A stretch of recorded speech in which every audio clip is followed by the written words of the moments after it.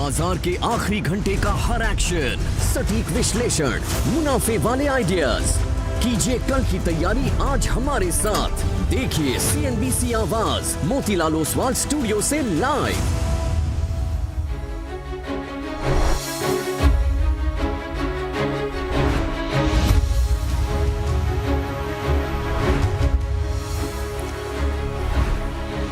नमस्कार, CNBC आवाज़ Motilal Oswal studio में आप सभी का स्वागत है।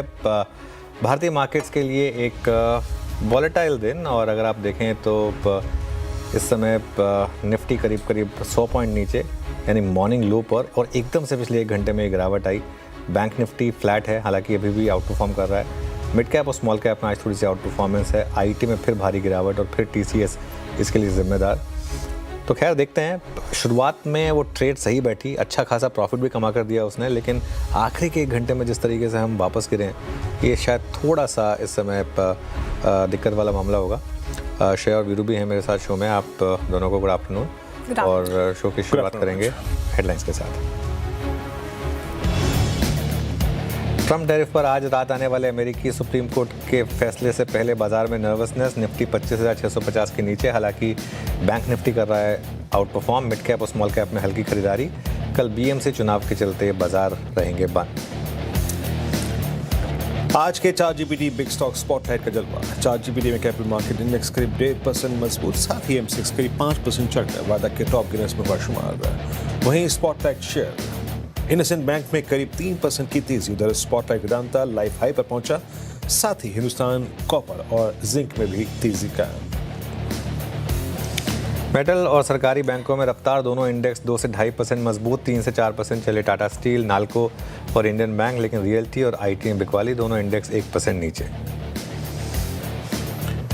तीसरी तिमाही में 9% बढ़ा यूनियन बैंक का मुनाफा। ब्याज से कमाई में हल्की बढ़त, बैंक के एसेट क्वालिटी में दिखा सुधार। नतीजों के बाद शेयर करीब 7% उछाल के साथ बना वायदा का टॉप गिनर। वहीं 16% बढ़ा ग्रो का प्रॉफिट। मार्जिन बिना बदलाव 59% के स्तर पर बरकरार। रिजल्ट्स के बाद शेयर 4% ऊपर। कल आएंगे जियो फाइनेंस और HDFC लाइफ के नतीजे। HDFC लाइफ के प्रीमियम इनकम में 12.5% और एनुअल प्रीमियम इक्विवेलेंट में 14% उछाल का अनुमान संभव, हालांकि मार्जिन में दिख सकता है 2% का दबाव।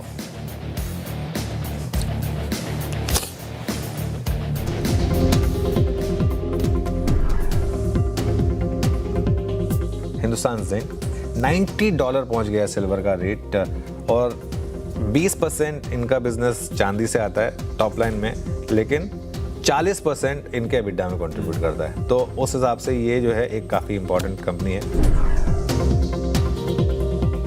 वेदांता एक और स्टॉक है जो मेरे रडार पर है, जहां पर हायर हाइज और हायर लोज बने हैं। नए ऑल टाइम हाई पर स्टॉक है, डबल डिलीवरी वॉल्यूम, और 3 दिनों से यहाँ पर या तो ज़बरदस्त लॉन्ग बिल्डअप है या शॉर्ट कवरिंग है। क्रूड भी भागा है, बाकी सारी कमोडिटीज़ भी भागी हैं। तो वेदांता के तो 5 उंगलियां घी में और सर कढ़ाई में वाली बात है, और चार्ट पर भी बेहद मजबूत है, और हिंदुस्तान जिंक की पेरेंट कंपनी भी। तो सारे फैक्टर्स इनके लिए पॉजिटिव हैं। MCX कैपिटल मार्केट स्पेस में सबसे स्ट्रॉन्ग स्टॉक है। 20 डेमा की करेक्शन से बाइंग, और फिर 10 डेमा के ऊपर निकला, और डबल डिलीवरी वॉल्यूम और लॉन्ग बिल्डअप भी है 2 दिनों से। इसका पैटर्न है कि नॉर्मली ये ऐसे करके ऑल टाइम हाई वापस लगाता है। IndusInd bank, I think CNBC आवाज़ पर अगर आप जुड़े रहे हैं, जिस दिन उसके क्वार्टरली अपडेट आए थे उस दिन से हमने एक पॉजिटिव व्यू लिया था इस पर कि अब आई थिंक तब 850 था स्टॉक का भाव, वहाँ से 920 तक तो ये आ चुका है। पिछले क्वार्टर की उससे पहले जो एक बड़ी रेड कैंडल थी ना, उसको पूरा नेगेट करने की तैयारी कर रहा है। उसके ऊपर रेट निकल रहा है यहाँ पर, और कहीं ना कहीं सेंस बन रही है श्रेया कि ये स्टॉक जो है अब धीरे धीरे इंचअप कर रहा है। ओके, चलिए शो की शुरुआत करेंगे। एक चीज़ तो क्लियर है, इस मार्केट में इंडेक्स से ज़्यादा अगर आप इंडिविजुअल थीम्स पर फोकस कर रहे हैं तो वो आपको पैसा बना रही है। लगातार एक बात हुई है कि मेटल्स इंडेक्स देखिए, इवन इस मार्केट में भी PSU बैंक्स, कैपिटल मार्केट, ये 3 थीम थी जो आज सुबह सुबह हमने आइडेंटिफाई की थी। मार्केट कहीं का कहीं गया हो, लेकिन ये तीनों थीम देखिए अभी भी इस समय भी डे हाई पर ही मोर और लेस ट्रेड कर रही हैं। तो उस हिसाब से ये मेरे ख्याल से आज सुबह सही पैटर्न पकड़ा गया, लेकिन बाजार के लिए काफ़ी इम्पॉर्टेंट अगला 1.5 घंटा। मैं फैसले की घड़ी मान रहा हूँ इसको अगले 1.5 घंटे के लिए, 2 कारणों से, प्राइस पैटर्न के हिसाब से और न्यूज़ के हिसाब से भी। निफ्टी और बैंक निफ्टी ने अब तक हमारे बोलने तक एटलीस्ट हायर हाई और हायर लो बनाया है, लेकिन अगर कल का लो टूटा यहाँ पर तो बड़ा नेगेटिव होगा। कल का हाई नहीं क्रॉस कर पाए हम, ये क्लियरली एक दिक्कत की बात है। ये अब बाजार उसके लिए शायद अभी तैयार नहीं है कल का हाई क्रॉस करने के लिए। और उसके अलावा आई थिंक सबसे इंपॉर्टेंट क्यों रहेगा यूएस के सुप्रीम कोर्ट के फैसले पर। हालांकि वो गारंटीड नहीं है, वो ओपिनियन डे है, हो सकता है कि आ जाए फैसला, लेकिन एक चांस ये भी रहेगा कि ना आए। लेकिन इंपॉर्टेंट मार्केट के लिए इन्फोसिस एक बहुत बड़ा इंपॉर्टेंट फैक्टर है। टीसीएस की डिसअपॉइंटमेंट के बाद खासतौर से इन्फोसिस के नंबर्स का भी मार्केट को इंतजार रहेगा। इश्यू बस एक ही है, हमारी मार्केट रिएक्ट करेगी अब सीधा फ्राइडे को, क्योंकि कल छुट्टी है और इसके लिए एक्सपायरी भी आज हो गई है। तो कल छुट्टी है, कल मार्केट अब रिएक्ट करेगी। लेट्स वेट एंड वॉच कि आखिरी का 1.5 घंटा हमारे लिए फिर क्या लेकर आएगा। राइट, आखिरी का 1.5 घंटा कैसा होगा वो देखने वाली बात होगी सर। लेकिन आपने जो इवेंट्स बताए उस पर काफ़ी कुछ निर्भर करता है और उसी से पता चलेगा कि अब बाजार की दशा और दिशा क्या तय होगी। लेकिन स्टॉक स्पेसिफिक अभी आपने देखा कि बाजार मौके दे रहा है और लगातार सीएनबीसी आवाज़ आपको वो सामने ला कर रखता है और आप उसमें मुनाफा कमाते हैं। और अगर आप सीएनबीसी आवाज़ के साथ लगातार बने रहे हैं तो अच्छे खासे फ़ायदे में हैं सर। स्टॉक स्पेसिफिक मौके हैं, सेक्टर स्पेसिफिक मौके हैं, लगातार आपने ये चर्चा की है, लेकिन जिसकी जान ही बसती है इंडिसेस पर, उनको करना ही है ट्रेड, तो उनके लिए क्या हिदायत, क्या करना चाहिए? जिस तरह से निफ्टी और बैंक निफ्टी परफॉर्म कर रहे हैं, कौन से लेवल्स इंपॉर्टेंट होंगे? जिनकी जान बसती है इंडेक्स में उनको कुछ और इंतज़ाम करना होगा। देखिए, मार्केट ना डेलिकेटली पॉइज्ड है। Right. अब इसको डेलिकेटली पॉइज का मुझे हिंदी वर्ड सही मिला नहीं, वैसे नाजुक थोड़ा सा अलग वर्ड होता है, डेलिकेट होता है मतलब एकदम कुछ भी हो सकता है हमारे टाइप का जो होता है ना, एकदम या तो 1000 ऊपर या 1000 नीचे। सिंपल भाषा में बोले यहाँ से, या तो 1000 ऊपर या 1000 नीचे। बीच का मामला नहीं है, बीच का मामला नहीं है। यहाँ पर अब हम हैं श्रेया 25,650 पर है ना, 25,650 पर हम हैं। इस एक्सपायरी पर या तो हम ऑल टाइम हाई क्रॉस करके 26,500 पर होंगे, या हम ये सारे नीचे के लो तोड़ के 200 डे मूविंग एवरेज तोड़ के 24,600 पे होंगे। दो में से एक चीज़ होगी। ये नहीं होगा कि आप जो एक रेंज में चलते आए हैं, जो रहा है एकदम फीकी मार्केट रही है, वो होगी, वो नहीं होगा। मैं अगर मतलब मैं जिस कहते हैं ना स्टिकिंग माई नेक आउट, मैं अपनी गर्दन बाहर निकाल कर बोलने को तैयार हूँ कि दो में से एक चीज़ होगी। मार्केट ये नहीं है कि यहीं रहेगा या 100-200 पॉइंट ऊपर नीचे रहेगा जो पूरे पिछले 3 महीने से मार्केट कर रहा है, वो नहीं होगा। और इसमें बहुत कुछ ना अगले 3-4 दिन पर डिपेंड करेगा। यूएस की सुप्रीम कोर्ट का फैसला आना है, वो इम्पॉर्टेंट ट्रिगर है। फ्राइडे को रिलायंस के नंबर्स आने हैं, वो इम्पॉर्टेंट ट्रिगर है। आज इन्फोसिस के नंबर्स आने हैं, वो इम्पॉर्टेंट ट्रिगर है। और सैटरडे को एचडीएफसी बैंक और आईसीआईसीआई बैंक के नंबर्स आने हैं, वो इम्पॉर्टेंट ट्रिगर है।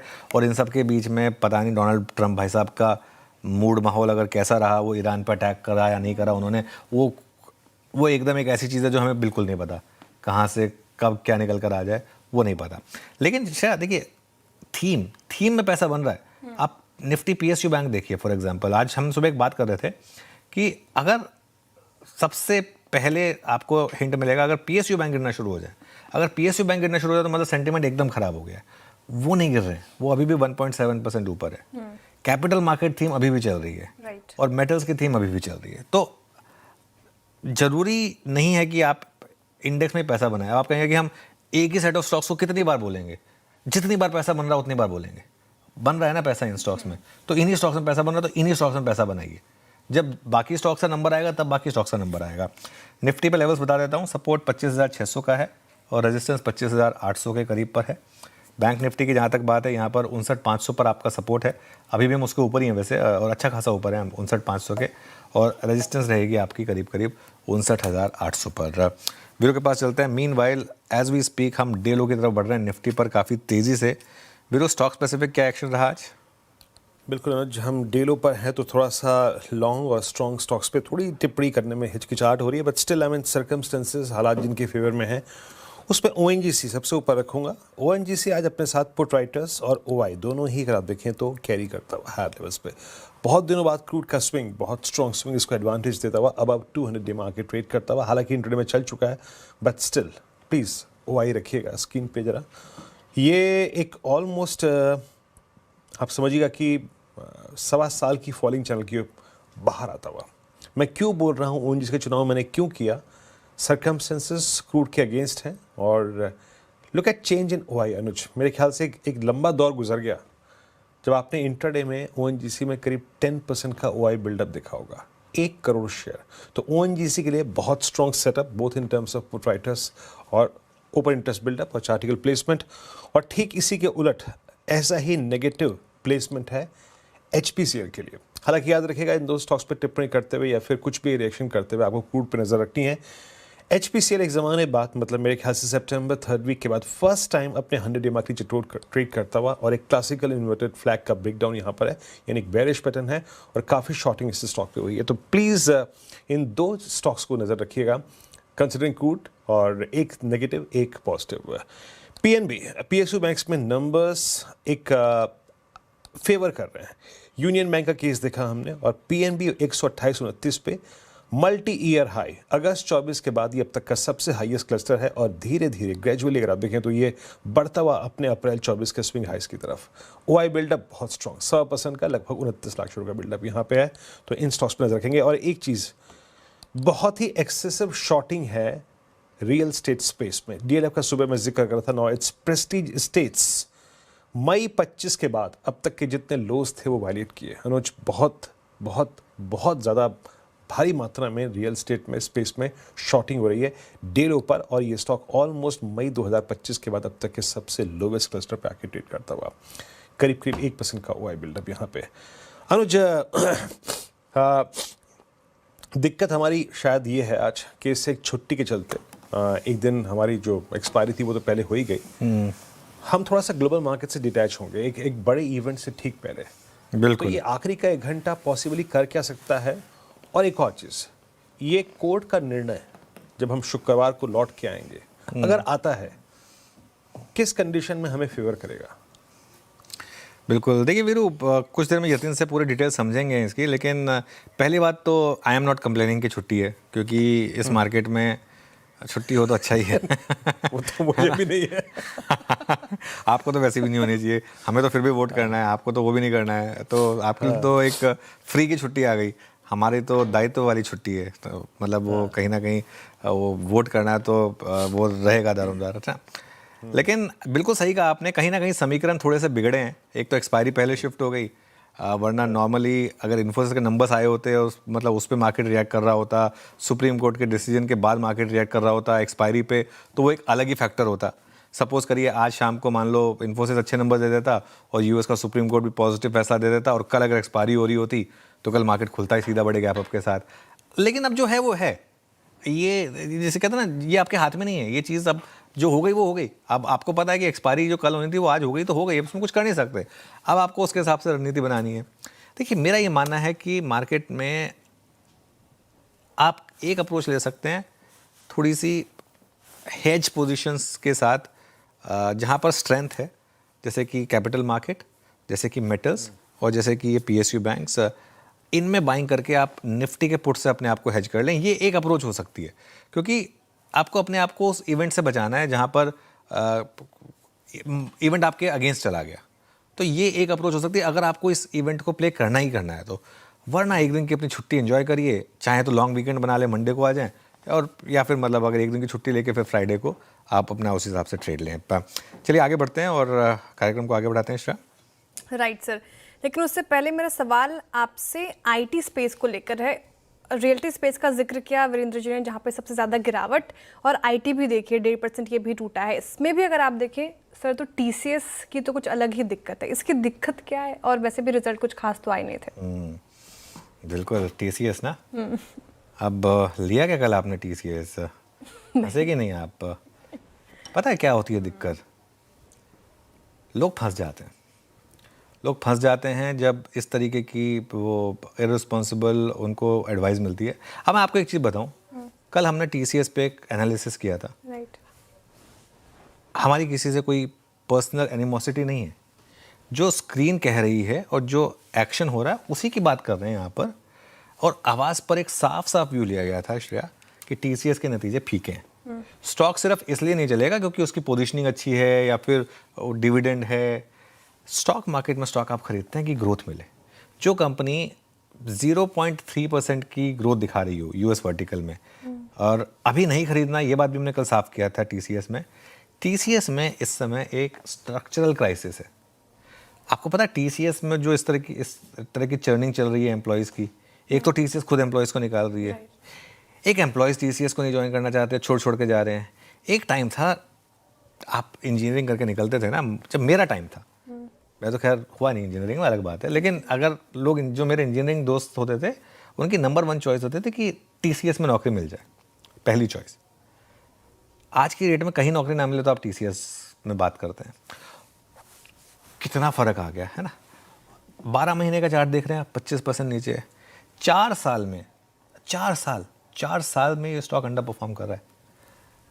आप देखिए 4 साल में बाकी के आईटी स्टॉक कहाँ से कहाँ पहुँच गए। मतलब और कितना लॉन्ग टर्म इन्वेस्टिंग की भी एक लिमिट होती है ना। देखिए 5 साल का चार्ट है, इसमें आपको अभी भी -1.86% दिखा रहा है। इतने में तो आपको फिक्स डिपॉजिट आपका पैसा 40-50% कमा के दे चुका होता, तो क्यों ही करना है इसमें। अच्छा, जो मार्जिन ग्रोथ आई थी ना इनकी, जो मार्जिन लगा था कि अच्छे हैं, वो इसलिए कि वेज बिल कम हो गया तो मार्जिन कम हो गया अपने आप। एक ही क्वार्टर में अगर आप 12,000 लोगों की छटनी कर दोगे और 12,000 लोगों का अगर आपका वो वेज बिल कम हो जाएगा तो अपने आप मार्जिन सुधर जाएगा ना। उसमें ग्रेड क्या है उसमें, तो इसके लिए खैर, तो उसके लिए मुझे बिल्कुल हैरानी नहीं है। और एक बार फिर से इंटरडे रखिएगा। और मैं एक चीज़ कहूँगा, कम से कम अगर आपने सीएनबीसी आवाज़ देखा हो तो आप इसमें नहीं फंसे होंगे। HCL टेक, मैं बताऊँ आपको इससे बड़ा एग्जाम्पल, HCL टेक कल ऊपर खुलने के बाद डे लो पर बंद हुआ था। आज चलो ठीक है, फिर भी इसमें थोड़ी सी, लेकिन एक बार के लिए तो ये भी नीचे आ गया था। तो इसके लिए ये इन सब में ऐसे काम चलेगा नहीं, थोड़ा सा आपको वेट करना होगा। अब आते हैं हम रफ्तार के घोड़े स्टॉक्स और आज के फिसड्डी स्टॉक्स पर। रफ्तार के घोड़े स्टॉक्स में सबसे पहला स्टॉक आज का रहेगा यूनियन बैंक का। कुछ देर में डिटेल में डिस्कस करेंगे। शानदार नंबर्स, एसेट क्वालिटी और मार्जिन, 2 चीज़ें हैं जिनमें लगातार इसमें शानदार मूव्स आए। दूसरा वेदांता, और आज मार्केट खुलने से पहले बताया गया था आपको कि ये स्टॉक ऑफ द डे होगा, है ना। मार्केट खुलने के बाद तो कोई भी बता देगा ना, 9:30 बजे तो मैं भी, जो स्टॉक सबसे ऊपर है ऑब्वियसली वही है सबसे बड़ा गेनर। तो खैर सभी कमोडिटीज़ में ये कारोबार करती है, इसका ऑब्वियसली एक फ़ायदा मिला इसको, ये एक और रीज़न है। और MCX आज हमारे चार्ट जीपीटी का पहला शेयर था और F&O के टॉप गेनर्स में शुमार है MCX का शेयर। ये देखिए आज भी 5.5% ऊपर है, तो इसके लिए ये एक और स्टॉक। इंडसइंड बैंक एक और स्टॉक है जो आज रफ्तार के घोड़े स्टॉक में शामिल है। इसे भी स्पॉटलाइट में शामिल किया गया था। लगातार 850 से हमारा पॉजिटिव व्यू रहा है इंडसइंड बैंक पर। फिसड्डी स्टॉक्स में सिर्फ एक टाटा एलेक्सी, नतीजों के बाद ये इसमें ज़बरदस्त गिरावट है। और ये देखिए ये भी एक और स्टॉक है जहाँ पर आज सुबह लग रहा है लोगों के नंबर अच्छे हैं, लेकिन मार्केट का मूड माहौल नहीं है। चलिए श्रेया, अब कार्यक्रम में आगे बढ़ेंगे। एक तो ट्रेंडिंग स्टॉक्स और कार्यक्रम का क्रम। राइट, ट्रेंडिंग स्टॉक्स से शुरुआत करते हैं क्योंकि मार्केट अभी निफ्टी आप देखें 70 अंक से नीचे ही कर रहा है कारोबार। तो शुरुआत मंदी के ट्रेंडिंग स्टॉक्स के साथ की जाए, सबसे ज़्यादा डेंट कौन से स्टॉक्स में पड़ा है। और अभी बात हो रही थी TCS की, देखिए TCS टॉप लूजर में शुमार 2.5% की गिरावट के साथ। एशियन पेंट्स लुढ़क गया, ये भी 2.5%। क्रूड में जिस तरीके से बढ़ोतरी देखने को मिल रही है उसका एक असर। HUL पिछले कुछ सत्रों से कमज़ोर हुआ, ये कल भी थोड़ा सा हल्का सा टूटा और आज भी देखिए 2% नीचे। सन फार्मा भी 2% ज़्यादा की गिरावट के साथ कारोबार करता हुआ नजर आएगा। अगेन टाटा एलेक्सी 4.5% का डेंट। प्रीमियर एनर्जीज ये जब से वायदा में आया है तब से टूट ही रहा है, 3% से ज़्यादा की यहाँ पे भी गिरावट। एम्फेसिस और टाटा टेक IT स्पेस में काफ़ी पेन यहाँ पर देखने को मिलेगा, लेकिन ख़राब मूड माहौल में भी चले हैं स्टॉक। एक पूरा मेटल पैक अच्छा नज़र आएगा आपको। टाटा स्टील्स में से 3% से ज़्यादा की तेज़ी। यूटिलिटी स्टॉक एक्शन में आए हैं तो NTPC नज़र आ जाएगा आपको 3.5% की तेज़ी के साथ। एक्सिस बैंक हम सुबह पिक कर रहे थे 2.5% के साथ, अब ये टॉप गेनर्स में शुमार है। और ONGC ने भी इस लिस्ट में जगह बनाई है। इसके अलावा अगर आप देखें तो यूनियन बैंक शानदार Q3 नतीजे, अभी बात हो रही थी। वेदांता ये इसको शुमार किया गया था चार्ट जीपीटी और बिग स्टॉक में। MCX और हिंजिंक में भी अच्छी रैली यहाँ पर देखने को मिल रही है। चलिए अब आगे बढ़ते हैं और कार्यक्रम का क्रम समझाती हूँ आपको क्या क्या होगा इस शो में। तो फंडामेंटल राय देने के लिए हमारे साथ होंगे जियोजीत इन्वेस्टमेंट्स के गौरांग शाह जी, टेक्निकल कॉल्स लेंगे हम प्रकाश गाबा, मानस जायसवाल, राजेश सातपुते, अमित सेठ, विकास सालुंखे और आशीष कयाल जी से। 2:15 पर ये तीन मुद्दा बताएंगे आपको कि आज ट्रम्प टैरिफ की वैधता पर आने वाले फैसलों को कैसे देखें। 2:20 पर ये तीन मुद्दा ही आपको बताएंगे कि कॉपर कीमतों का वायर कंपनियों पर क्या असर पड़ेगा। 2:30 बजे गौरव ज्वालकर बताएंगे आपको यूनियन बैंक का शेयर क्यों दौड़ गया। 2:45 पर टेक महिंद्रा और विप्रो के तीसरे तिमाही के नतीजों का अनुमान लेकर आएंगे आशीष वर्मा और HDFC लाइफ का प्रीव्यू लेकर आएंगे आशीष चतुर्वेदी। तो 2:50 पर बिग मार्केट वॉइस में हमारे साथ जुड़ेंगे बैकस एसेट मैनेजर के सीनियर फंड मैनेजर अमन चौहान जी। 3:05 पे डीलिंग रूम चेक, 3:10 पर जिससे परसों के लिए स्ट्रैटेजी और 3:15 पे लेंगे BTST STBT कॉल्स। ओके चलिए, हमारा पैनल तैयार है और ट्रेड्स की शुरुआत करेंगे। आप सभी को good afternoon. Tough market, Gaba sir बताइए क्या ट्रेड ले रहे हैं? Yes, very tough market. Good afternoon to you. मेरे ख्याल से ध्यान देना चाहिए सेल पर। यहाँ पर थोड़ी सेफ्टी है, इसमें स्ट्रेंथ नजर आती है। सेल ट्रेड करा है 152 के आसपास, स्टॉप लगाएंगे ₹2 का, 150 का, पॉसिबल है 155 156 ये जोन है, वहां तक जाना चाहिए। लेकिन आते दिनों में सेल में और भी हाई जोन देखने को मिल सकते हैं क्योंकि यहाँ पर रेसिस्टेंस नहीं है। सेल कैश में ले लें क्योंकि बैन में है तो F&O के, तो कैश में समझ लें इसको। जी बिल्कुल, कैश में लीजिए। ठीक है, चलिए कैश में ले लेंगे। फिर ओके मानस, गुड आफ्टरनून, आपका ट्रेड। गुड आफ्टरनून वीरेन जी। तो देखिए, इंडियन बैंक पे खरीदारी करने की राय रहेगी। इंडियन बैंक ने अपने 50 डे मूविंग एवरेज पे सपोर्ट लेके आज रिकवरी में अपने 10 एंड 20 डे मूविंग एवरेज को रिगेन कर लिया है। तो 829 रुपए के स्टॉप लॉस खरीदारी करेंगे। 870 870 तक के टारगेट्स पॉसिबल हैं। ये कैश लेवल्स हैं। चाहें तो 840 वाला कॉल ऑप्शन ले सकते हैं। 23 रुपए के आसपास ट्रेड हो रहा है, उसमें 15 रुपए 90 पैसे के स्टॉप लॉस से खरीदारी करने की राय रहेगी। 40 रुपए तक के टारगेट्स पॉसिबल है इस ऑप्शन में, और डिस्क्लोजर है कि इस ऑप्शन में हमने अपने क्लाइंट्स को भी रिकमेंडेशन दिया हुआ है। इंडियन बैंक ये पिक हो गए मानस जी की। आशीष कयाल जी गुड आफ्टरनून, आप क्या पिक कर रहे हैं? देखिए, मेरे यहाँ पर जो रडार पर है वो है हिंदुस्तान कॉपर। पूरा का पूरा मेटल स्पेस अगर हम देखें, थोड़ा सा करेक्शन आया था, वापस से मोमेंटम गैदर कर रहा है। हिंदुस्तान कॉपर ने अच्छा खासा रिवर्सल दिखा है अपसाइड पे, वॉल्यूम्स पिकअप हो रहे हैं, तो यहाँ पर लॉन्ग पोजीशन क्रिएट की जा सकती है। स्टॉप लॉस लगाना होगा 545 का और टारगेट है 595 का। हिंदुस्तान कॉपर शानदार मूव यहाँ पर, ये भी आज सुबह हमारे बिग स्टॉक्स में था और अरे दिसंबर सीरीज से लगातार इसमें शानदार मोमेंटम है। Rajesh ji good afternoon. राजेश जी आपकी ट्रेड। गुड आफ्टरनून जी, गुड आफ्टरनून एवरीवन। अनुज जी, देखिए मार्केट में मैं शॉर्ट जाना चाहूंगा एट दिस लेवल क्योंकि निफ्टी भी थोड़ा सा वीक हो रहा है। तो यहाँ पे मारुति का स्ट्रक्चर देखिए, ये वीक स्ट्रक्चर है। इसने अपने 50 डे को तोड़ा है। जो इंपॉर्टेंट था वो था करीबन 16,350 का लेवल, जो इसका 50 डे में था। तो 16,350 के नीचे 16,300 के स्टॉप लॉस के साथ मारुति सेल करे। अकॉर्डिंग टू मी इसका जो नेक्स्ट टारगेट होगा, जो नेक्स्ट पड़ाव होगा, वो रहेगा 15,750 का मारुति। ओके मारुति। अच्छा, इस बीच में विकास जी के पास जाऊं, पिछले 10 मिनटों में एक इंटेंस सेलिंग, मेरी जो ऑप्शंस के ट्रैकर हैं वो इंडिकेट कर रहे हैं कि किसी ने एक साथ बड़ा माल छोड़ा है HDFC बैंक में। लगभग 5-7 रुपए का एक इमीडिएट डिप, और HDFC बैंक डेली में तो ये 200 डे के नीचे भी है। Now on weekly first time ever post 1 फरवरी 2025 इतना नज़दीक वीकली चार्ट्स पे। अब महज एक दिन बाकी है, 100 वेमा के आसपास HDFC बैंक आता हुआ। आप फील कर सकते हैं वाइब्रेशंस, आई थिंक जो होते हैं जनरेट जब FIs की सेलिंग होती है। आता हूँ, उससे बात करूंगा, लेकिन उससे पहले एक बार ट्रेड लेते हैं। विकास गुड आफ्टरनून, आपका trade. Good afternoon Virendra ji. देखो, मेरा बाय साइड में रहेगा अंबुजा सीमेंट। मुझे स्ट्रांग लग रहा है, जिस हिसाब से इसमें आज पूरे दिन में एक अच्छा अपमूव देखने मिल रहा है। ऊपर में 572 के टारगेट मुझे लगता है वापस देखने मिल सकते हैं। 538 का एक इंपॉर्टेंट बेस यहाँ पे इंट्राडे में देखने मिल रहा है, तो 538 के स्टॉप लॉस से अंबुजा सीमेंट को बाय करना है 572 के टारगेट के लिए। अंबुजा सीमेंट विकास जी को पसंद आ रहा है स्ट्रेंथ इस पर्टिकुलर काउंटर में। टेक्निकल कॉल्स पूरे हो गए हैं कि करके आपके स्क्रीन पर आएंगे। गाबा सर ने सेल को चुना है, खरीदारी की राय इनकी तरफ से। 155 के टारगेट देख रहे हैं, वो 150 का स्टॉप लॉस लगाना है। मानस जी कह रहे हैं कि इंडियन बैंक यहाँ से अच्छा कर सकता है, तो इसे भी खरीद के चल सकते हैं। 870 के टारगेट देखें आप, 829 का स्टॉप लॉस जरूर से लगाएं।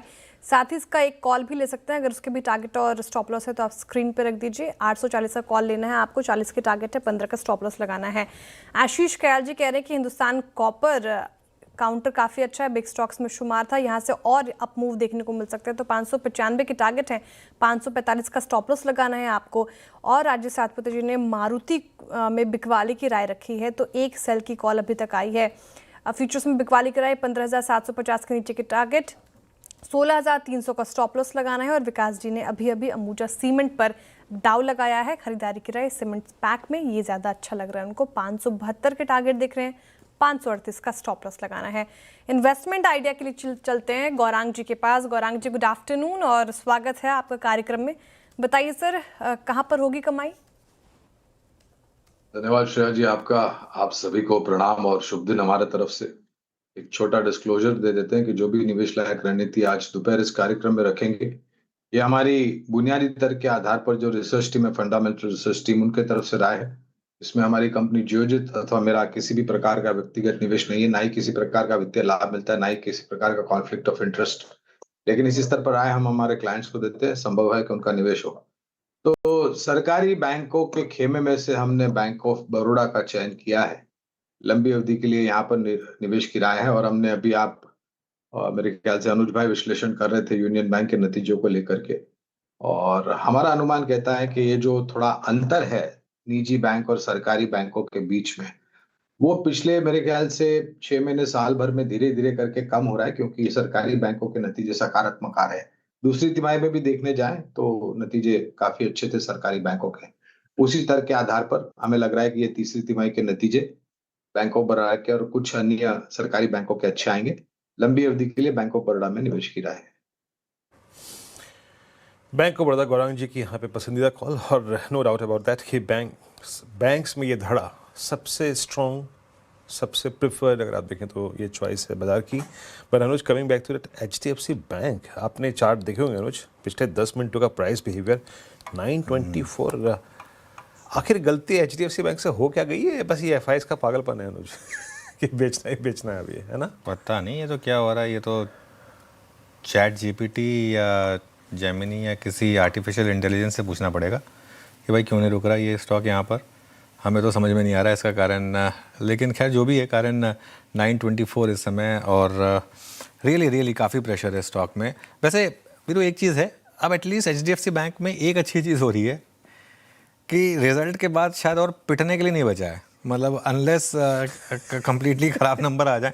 मतलब अब अच्छा, मैं तो भूल ही गया ना, अभी तो रिजल्ट्स बाकी है। हाँ, अभी सैटरडे को। हाँ, तो क्या हुआ है ना कि अब मुझे लग रहा है कि कोई अपडेट्स अच्छे थे, और अगर हल्का सा मार्जिन में बीट आ गई और बाई चांस अगर यहाँ पर नंबर अच्छे आ गए ना, तो तगड़ी शॉर्ट कवरिंग भी हो सकती है। लेकिन अभी तो खैर यहाँ पर देखिए, जब भी इस तरीके से स्टॉक गिरता है हमारे पास एक ही इसका जवाब होता है, पॉसिबली FIs ने सेल किया है। वो सबसे आसान जवाब है ना। वो जब न्यूज़पेपर में, मतलब वो जब बच्चे थे, जब क्वेश्चन पूछते थे तो एक सिंपल आंसर लिखने की कोशिश करते थे, तो इसका सिंपल आंसर यही है कि FIs ने बेचा होगा इसलिए गिर रहा है, और तो क्या रीज़न है। लेकिन जो भी है, आई थिंक मेरे ख्याल से अब उस लेवल पर आ गया जहाँ पर रिस्क रिवॉर्ड शॉर्टिंग के फेवर में शायद ना हो। मंडे को पता चल जाएगा। खैर एक काम करते हैं, अब आगे बढ़ते हैं वीरू, और मार्केट के लिए मेरे ख्याल से अगले 24 घंटे का सबसे बड़ा क्यू जो है वो है अमेरिका में सुप्रीम कोर्ट का फैसला आना है, जो 2 चीज़ों पर इम्पैक्ट है। एक तो पहली बात कि टैरिफ वैलिड है या नहीं है, और दूसरी अगर वो इनवैलिड निकले तो क्या US को वो पूरा पैसा वापस करना होगा। यतिन के पास चलते हैं और पूरी डिटेल समझ लेते हैं। Yatin, good afternoon. Good afternoon. और ट्रम्प टैरिफ की जो मूवी है उसका आज क्लाइमैक्स है, और कहीं ना कहीं ये जो ट्रम्प के लगान है इस पे लगाम लगेगी कि नहीं ये देखना पड़ेगा। आज अमेरिका की सबसे बड़ी इंस्टीट्यूशन अमेरिकन सुप्रीम कोर्ट एक बड़ा फैसला लेने वाली है ट्रम्प के टैरिफ के संवैधानिक होने पे या ना होने पे। आज भारतीय समय में लगभग 8:30 बजे रात को, यानी US में सुबह का टाइम होगा, तो 8:30 बजे के बाद कभी भी अमेरिकी सुप्रीम कोर्ट ट्रम्प टैरिफ के ऊपर एक फैसला ले सकती है। और अमेरिकी सट्टा बाजार की बात करें, जो पॉली मार्केट है जहां प्रोबेबिलिटी होती है हर इवेंट की, वो ये बता रही है कि शायद ये जो फैसला है ये ट्रम्प के पक्ष में ना जाए, और कहीं ना कहीं ये जो ट्रम्प के खिलाफ अगर फैसला जाता है तो बहुत ही इसके बड़े असर ग्लोबल लेवल पे होने चाहिए। ऑब्वियसली अगर ये फैसला ट्रम्प के अगेंस्ट जाता है तो इसका बेनिफिशियरी इंडिया और चाइना और बहुत ही बड़े पैमाने पे है, क्योंकि ग्लोबली हम ही 2 ऐसे कंट्रीज़ हैं, चाइना और इंडिया, जिसके ऊपर सबसे ज़्यादा आपको टैरिफ लगता हुआ नज़र पड़ सकता है। और वर्स्ट केस में अगर ये ऑर्डर रेट्रोस्पेक्टिवली लगाती है वहाँ की सुप्रीम कोर्ट और इस ट्रम्प टैरिफ को खारिज करती है पूरी तरीके से, तो वहाँ की सरकार को $250 बिलियन रिफंड करने होंगे। जो अभी तक के टैरिफ में उन्होंने कलेक्शन किया है $250 बिलियन का, वो रिफंड करना पड़ेगा। तो इसके ऊपर भी ट्रम्प साहब ने ट्रूथ सोशल पे अपने सोशल मीडिया प्लेटफॉर्म में बहुत सारी चीज़ें डाली हैं। लेकिन अगर हम बेसिक सिनेरियो पकड़ें तो तत्कालीन कदम शायद ये होगा कि सेक्शन 122 को लागू किया जाए और 150 दिन के लिए 26% टैरिफ लगाने का प्रावधान करें, क्योंकि पूरा का पूरा अगर डिसीजन रिवर्स होता है तो सेक्शन 122 सबसे इजी तरीका है ट्रम्प साहब को इस चीज़ को लागू करने के लिए। और पैरेलली सेक्शन 301 वो लागू कर सकते हैं, जिससे ट्रम्प अपने टैरिफ्स दूसरे कंट्रीज़ पे बढ़ा सकते हैं, लेकिन उसके लिए भी उनको सीनेट में जाना पड़ेगा, वहाँ की जो पार्लियामेंट्री बॉडीज़ हैं यहाँ जाना पड़ेगा और उसको पास कराना पड़ेगा। और कांग्रेस से और वहाँ की मेजॉरिटी से इसको पास कराना काफ़ी डिफ़िकल्ट रहेगा, बहुत टाइम कंज्यूमिंग रहेगा। तो छोटी अवधि में शायद ये एक बड़ा पॉजिटिव रहेगा भारतीय बाज़ारों के लिए, और इस पर पैनी नज़र बनी रहेगी। आज शाम को 8 साढ़े 8 बजे सबसे पहला फैसला CNBC आवाज़ पे आप देखिएगा, और कहीं ना कहीं इसको भारतीय बाज़ारों के साथ जोड़ के देखिए। आज शायद बाज़ार नर्वस दिखाई दे रहे हैं, लेकिन अगर सुप्रीम कोर्ट ये फेवर में डालती है भारत और चाइना जैसे देशों के लिए, तो शायद एक बड़ी रिलीफ रैली आपको मार्केट्स में देखने को मिल सकती है। बिल्कुल, और यतिन इतना कॉन्फिडेंटली इसलिए कह रहे हैं क्योंकि यतिन ने डिसाइड किया है कि आज जब तक फैसला नहीं आएगा वो ऑफिस में ही रुकेंगे। बाय द वे एक्चुअली मैं असीम को मैसेज करने वाला था कि वो हमारे सुप्रीम कोर्ट के एक कांटेक्ट पॉइंट है, उनके ऊपर ये जिम्मा डाला जाए क्योंकि सुप्रीम कोर्ट का सबसे पहला फैसला जो है वो असीम के पास आता है। हाँ, तो नहीं कोई भी सुप्रीम कोर्ट नहीं मिला। यतिन ने इतने कॉन्फिडेंस से बोला कि सबसे पहले आवाज पे, तो शायद यतिन ने डिसाइड किया हुआ था कि आज वो डेलीगेट कर दिया। वैसे $250 बिलियन मतलब कैलकुलेटर तो फेल हो ही जाए। मैं एक्सेल पे डाल रहा था, वो भी अगर उसको रुपीज़ में कन्वर्ट करो तो नंबर नहीं देता है, वो 2.25 E + 11 दिखा देता है। मतलब वो इतने ज़ीरो हो जाते हैं उसमें, इतना यहाँ पर बड़ा मामला आएगा। शुक्रिया यतिन। वैसे खैर जोक्स असाइड, सबसे बड़ा क्यों रहेगा ये मार्केट के लिए आज ध्यान रखिएगा। लेकिन प्रेसिडेंट ट्रंप पहले ही भूमिका बना चुके हैं, क्योंकि जैसे यतिन ने कहा, अगर बेटिंग मार्केट ये कह रहा है कि 76% प्रोबेबिलिटी है कि वो फैसला पलटा जाएगा, तो ट्रंप को भी पता है ये बात, तो वो कहीं ना कहीं ऑलरेडी एक बैकअप प्लान बना रहे हैं कि अगर सुप्रीम कोर्ट का फैसला उनके अगेंस्ट आया, उसके बावजूद इसको कैसे पुश थ्रू किया जाए वो। अच्छा, दूसरा रिस्क ये रहेगा कि अगर सुप्रीम कोर्ट ने उनके अगेंस्ट रूल कर दिया तो वो ईरान पे जो उनको अगर कुछ अटैक करना है वो कहीं उसको प्रीपोन ना कर दें, ध्यान भटकाने के लिए। You never know. तो इसके लिए बहुत ग्लोबल मार्केट से काफ़ी क्रूशल क्यूज आने वाले हैं। मीनवाइल निफ्टी अब डे लो पर आ गया है और अब हम आ गए हैं 25,624 पर, और इवन मिड कैप और बैंक निफ्टी यहाँ पर भी अब आप देखें तो थोड़ी सी इस समय डिक्लाइन आ रही है। लेकिन गौरांग जी, मैं वापस आता हूँ। मेरा सवाल अब एक दिग्गज स्टॉक पर TCS, आखिरकार कब तक लोग भरोसा रखेंगे और कब तक पेशेंस रखेंगे? देखिए, धैर्य की सीमा है ना, वो टूट रही है, और खास करके जो नतीजा है उसको देखते हुए, और जो वो लेबर कॉस्ट को लेकर के भी कुछ दिक्कतें थी अब, और कारोबार को लेकर के जो विश्वास या फिर जो रणनीति सामने रखी गई, खास करके AI और बाकी अन्य प्लेटफॉर्म्स को लेकर के, तो मायूसी तो बिल्कुल है, इसमें कोई दो राय नहीं है अनुज भाई। और जैसे अभी आप दिखा रहे थे 5 साल का अंडर परफॉर्मेंस, तो वो धैर्य की सीमा टूट जाती है, क्योंकि कितना इंतजार करेंगे आप। लेकिन डिस्क्लोजर है कि तीसरी तिमाही के नतीजे के पश्चात भी हमने हमारी जो सकारात्मक राय है TCS पर वो बरकरार रखी है। पेचीदा मामला है, शायद थोड़ा लंबा समय लगेगा इस परिस्थिति से उभरने के लिए, और इस परिस्थिति से उभरने के लिए आपको निर्णायक तरीके से आपकी जो कारोबार की रणनीति है उसको में कुछ करना पड़ेगा। और खास करके जो कर्मचारियों की छटनी की संख्या आज मेरे सामने आई है, उसको देख करके मैं थोड़ा आश्चर्यचकित हो गया था। लेकिन मेरे ख्याल से थोड़ा समय लगेगा अनुज भाई, जब तक आंकड़ों में दर्शाता नहीं है कि परिस्थिति में सुधार हो रहा है, तब तक शेयर के दामों में भी दबाव रहेगा। ओके, जब तक आंकड़ों में ये नहीं समझ में आता कि सच में शेयर में सुधार हो रहा है कि नहीं, तब तक वो स्क्रीन पर भी नहीं दिखेगा। अब आगे बढ़ते, ये बात हो गई TCS की, अब बात करते हैं कॉपर की। कॉपर नई ऊंचाई पर है और इसका सीधा असर कंपनियों के मार्जिन पर पड़ने वाला है, या ये कहें कि कॉपर मार्जिन किलर बनकर उभरा है तो गलत नहीं होगा, क्योंकि जिस तरीके से यहाँ पर दामों में हमें इजाफा देखने को मिल रहा है। लेकिन बड़ा सवाल है कि किन कंपनियों पर पड़ेगा असर, ये समझते हैं, और ये समझाने के लिए यतिन जी हैं ही स्टूडियो में। यतिन जी बताएं। तो देखिए श्रेया, गुड आफ्टरनून सबसे पहले तो। और अगर हम बात करें कोई भी इलेक्ट्रॉनिक इक्विपमेंट हो, उसमें 2 चीज़ें ज़रूर लगती हैं, चांदी और कॉपर। और कॉपर का इतना ज़्यादा इंपॉर्टेंस है कि जिस तरीके से कॉपर में रैली हुई है, शायद ये इलेक्ट्रॉनिक्स और इलेक्ट्रिकल केबल्स और बहुत सारी ऐसे इलेक्ट्रॉनिक मैन्युफैक्चरर्स की नाक में दम कर सकता है। इसके बहुत सारे कारण हैं, एक बाय एक इसको एड्रेस करेंगे। लेकिन अगर हम कॉपर की बात करें तो 2026 में अभी तक यानी पिछले 15 दिनों में 7% कॉपर चढ़ा है, रिकॉर्ड लेवल्स पे आता हुआ नजर पड़ रहा है। एल्यूमिनियम टिन 3 साल के हाई पे है, चांदी जो है रिकॉर्ड लेवल्स पे है और 26% बढ़ी है पिछले 15 दिनों में। तो कहीं ना कहीं यहाँ मोमेंटम आपको देखने को मिल रहा है। और जो एल्यूमिनियम और कॉपर के दाम बढ़े हैं, इससे नाल्को, हिंडाल्को, वेदांता जैसे स्टॉक्स को फायदा होता है। वेदांता ऑल टाइम हाई पे दिखाई दे रहा है आपको, नाल्को, हिंडाल्को आपको नए 52 वीक हाई पे देखने को मिल रहा है। तो काफ़ी शानदार रैली इन मेटल नामों में आपको देखने को मिल रही है जो कि नॉन फेरस स्पेस से हैं। लेकिन अगर हम बात करें यूजर्स की, जो मैन्युफैक्चरर्स हैं और जो प्रोसेसर्स हैं, इनको तो फायदा होता ही है, लेकिन जो यूजर्स हैं उनके ऊपर कहीं ना कहीं एक असर पड़ता हुआ नजर पड़ेगा। जैसे कि पॉलीकैब, इनका सबसे बड़ा बिजनेस है वायर एंड केबल, उसके बाद FMEG यानी जो पंखे बनाते हैं, जो मोटर्स बनाते हैं, जो एयर कंडीशंस बनाते हैं, वोल्टास जैसे कंपनीज, उसका एक बड़ा रॉ मटेरियल है कॉपर और एल्यूमिनियम। और कहीं ना कहीं इसके वजह से इनकी वर्किंग कैपिटल बढ़ती है। अगर इन्होंने प्राइस कस्टमर को पास भी कर दिया तो उस पर खतरा होता है कि वॉल्यूम ग्रोथ क्या कम हो जाएगी, और पास तुरंत भी नहीं कर सकते, थोड़ा बहुत आपको कॉस्ट ऑब्जॉर्व करना पड़ेगा। तो शॉर्ट टर्म में जो है मार्जिन पे प्रेशर आता है। और शायद इसीलिए जिस तरीके से कॉपर और एल्यूमिनियम में रैली देखी है, उसकी उल्टी यानी जो रिवर्सल है हमने हैवेल्स, वोल्टास और पॉलीकैब जैसे स्टॉक्स में हमने देखा है। पिछले 10-15 दिनों में स्टॉक खास करके प्रेशर में देखने को मिल रहे हैं।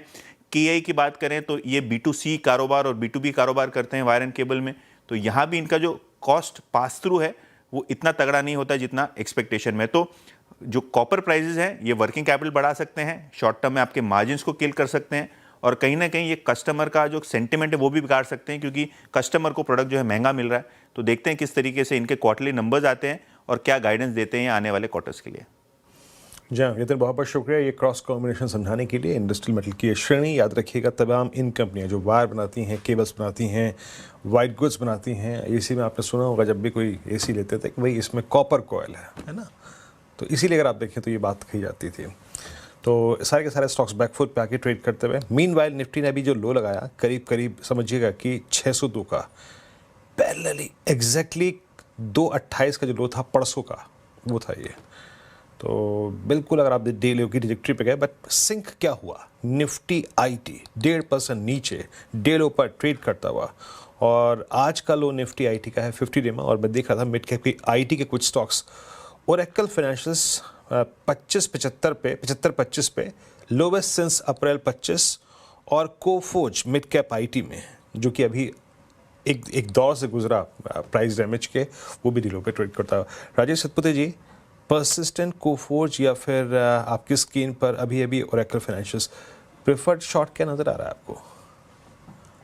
वीरेंद्र जी देखिए, वैसे तो तीनों वीक हो रहे हैं यहाँ पे, लेकिन अगर आपको थोड़ा सा एज लेके काम करना है तो मुझे लगता है परसिस्टेंट, क्योंकि परसिस्टेंट में देखिए ऊपरी लेवल से लगातार हर लेवल पे सेलिंग आ रही है। अगर आप आज का चार्ट देखें तो उसका 10-20 DMA का क्रॉसओवर हुआ था, नेगेटिव क्रॉसओवर, तो कहीं ना कहीं लगता है ये 6300 के नीचे वीक होगा। हालांकि यहाँ पे सपोर्ट बनता है 6200 का, लेकिन अगर आप थोड़ा सा इसे खींच के देखें कि और देखें कि प्रोजेक्शन क्या हो सकता है, तो प्रोबेबली 6000 का इमीडिएट टारगेट परसिस्टेंट में आएगा। तो अगर सेल करना है तो परसिस्टेंट होगा, 6300 के ऊपर स्टॉप लॉस होगा और 6000 का टारगेट होगा। ओके, चलिए अब मैं एक थोड़ा सा मुद्दा छेड़ने जा रहा हूँ। हालांकि ये अब ऑब्वियसली इसमें मैं किसी को ब्लेम नहीं कर रहा हूँ, लेकिन ये हो गया है तो एक प्रेसिडेंट शायद अगली बार के लिए सेट हो। वीरू और श्रेया, खासतौर से मैं ये बात हमारे उन व्यूअर्स के लिए कह रहा हूँ जो ऑप्शन बायर्स हैं। देखिए हुआ क्या है, जैसा वीरू ने कहा कि सेंसेक्स की एक्सपायरी टेक्निकली कल होनी चाहिए थी, लेकिन अब कल की छुट्टी डिक्लेयर हो गई।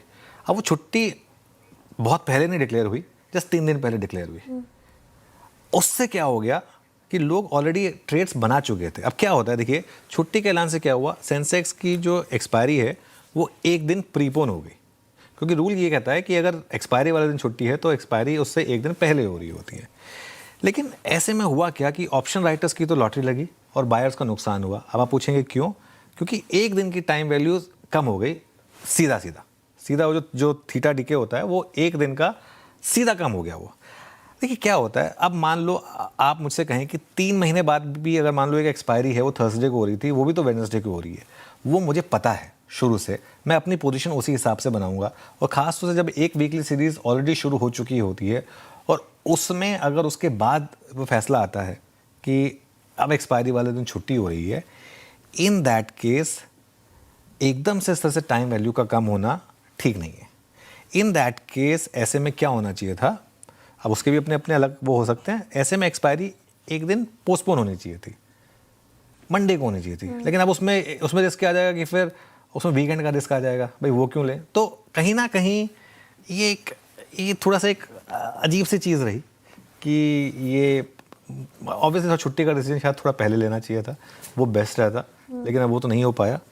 जो भी है, HDFC AMC के अच्छे नंबर आ रहे हैं, एक बार वो देख लेते हैं। एक बार ज़रा देखिए स्टॉक HDFC AMC का, और ये एक और स्टॉक है जो लगातार कैपिटल मार्केट थीम में कई बार आया भी है, हमारी स्पॉटलाइट में भी आया। 4% इस समय स्टॉक ऊपर है, शानदार नंबर्स हैं। 934 करोड़ से बढ़कर इनकम आई है 1074 करोड़, और आई थिंक बॉटम लाइन का नंबर भी आया था स्क्रीन पर।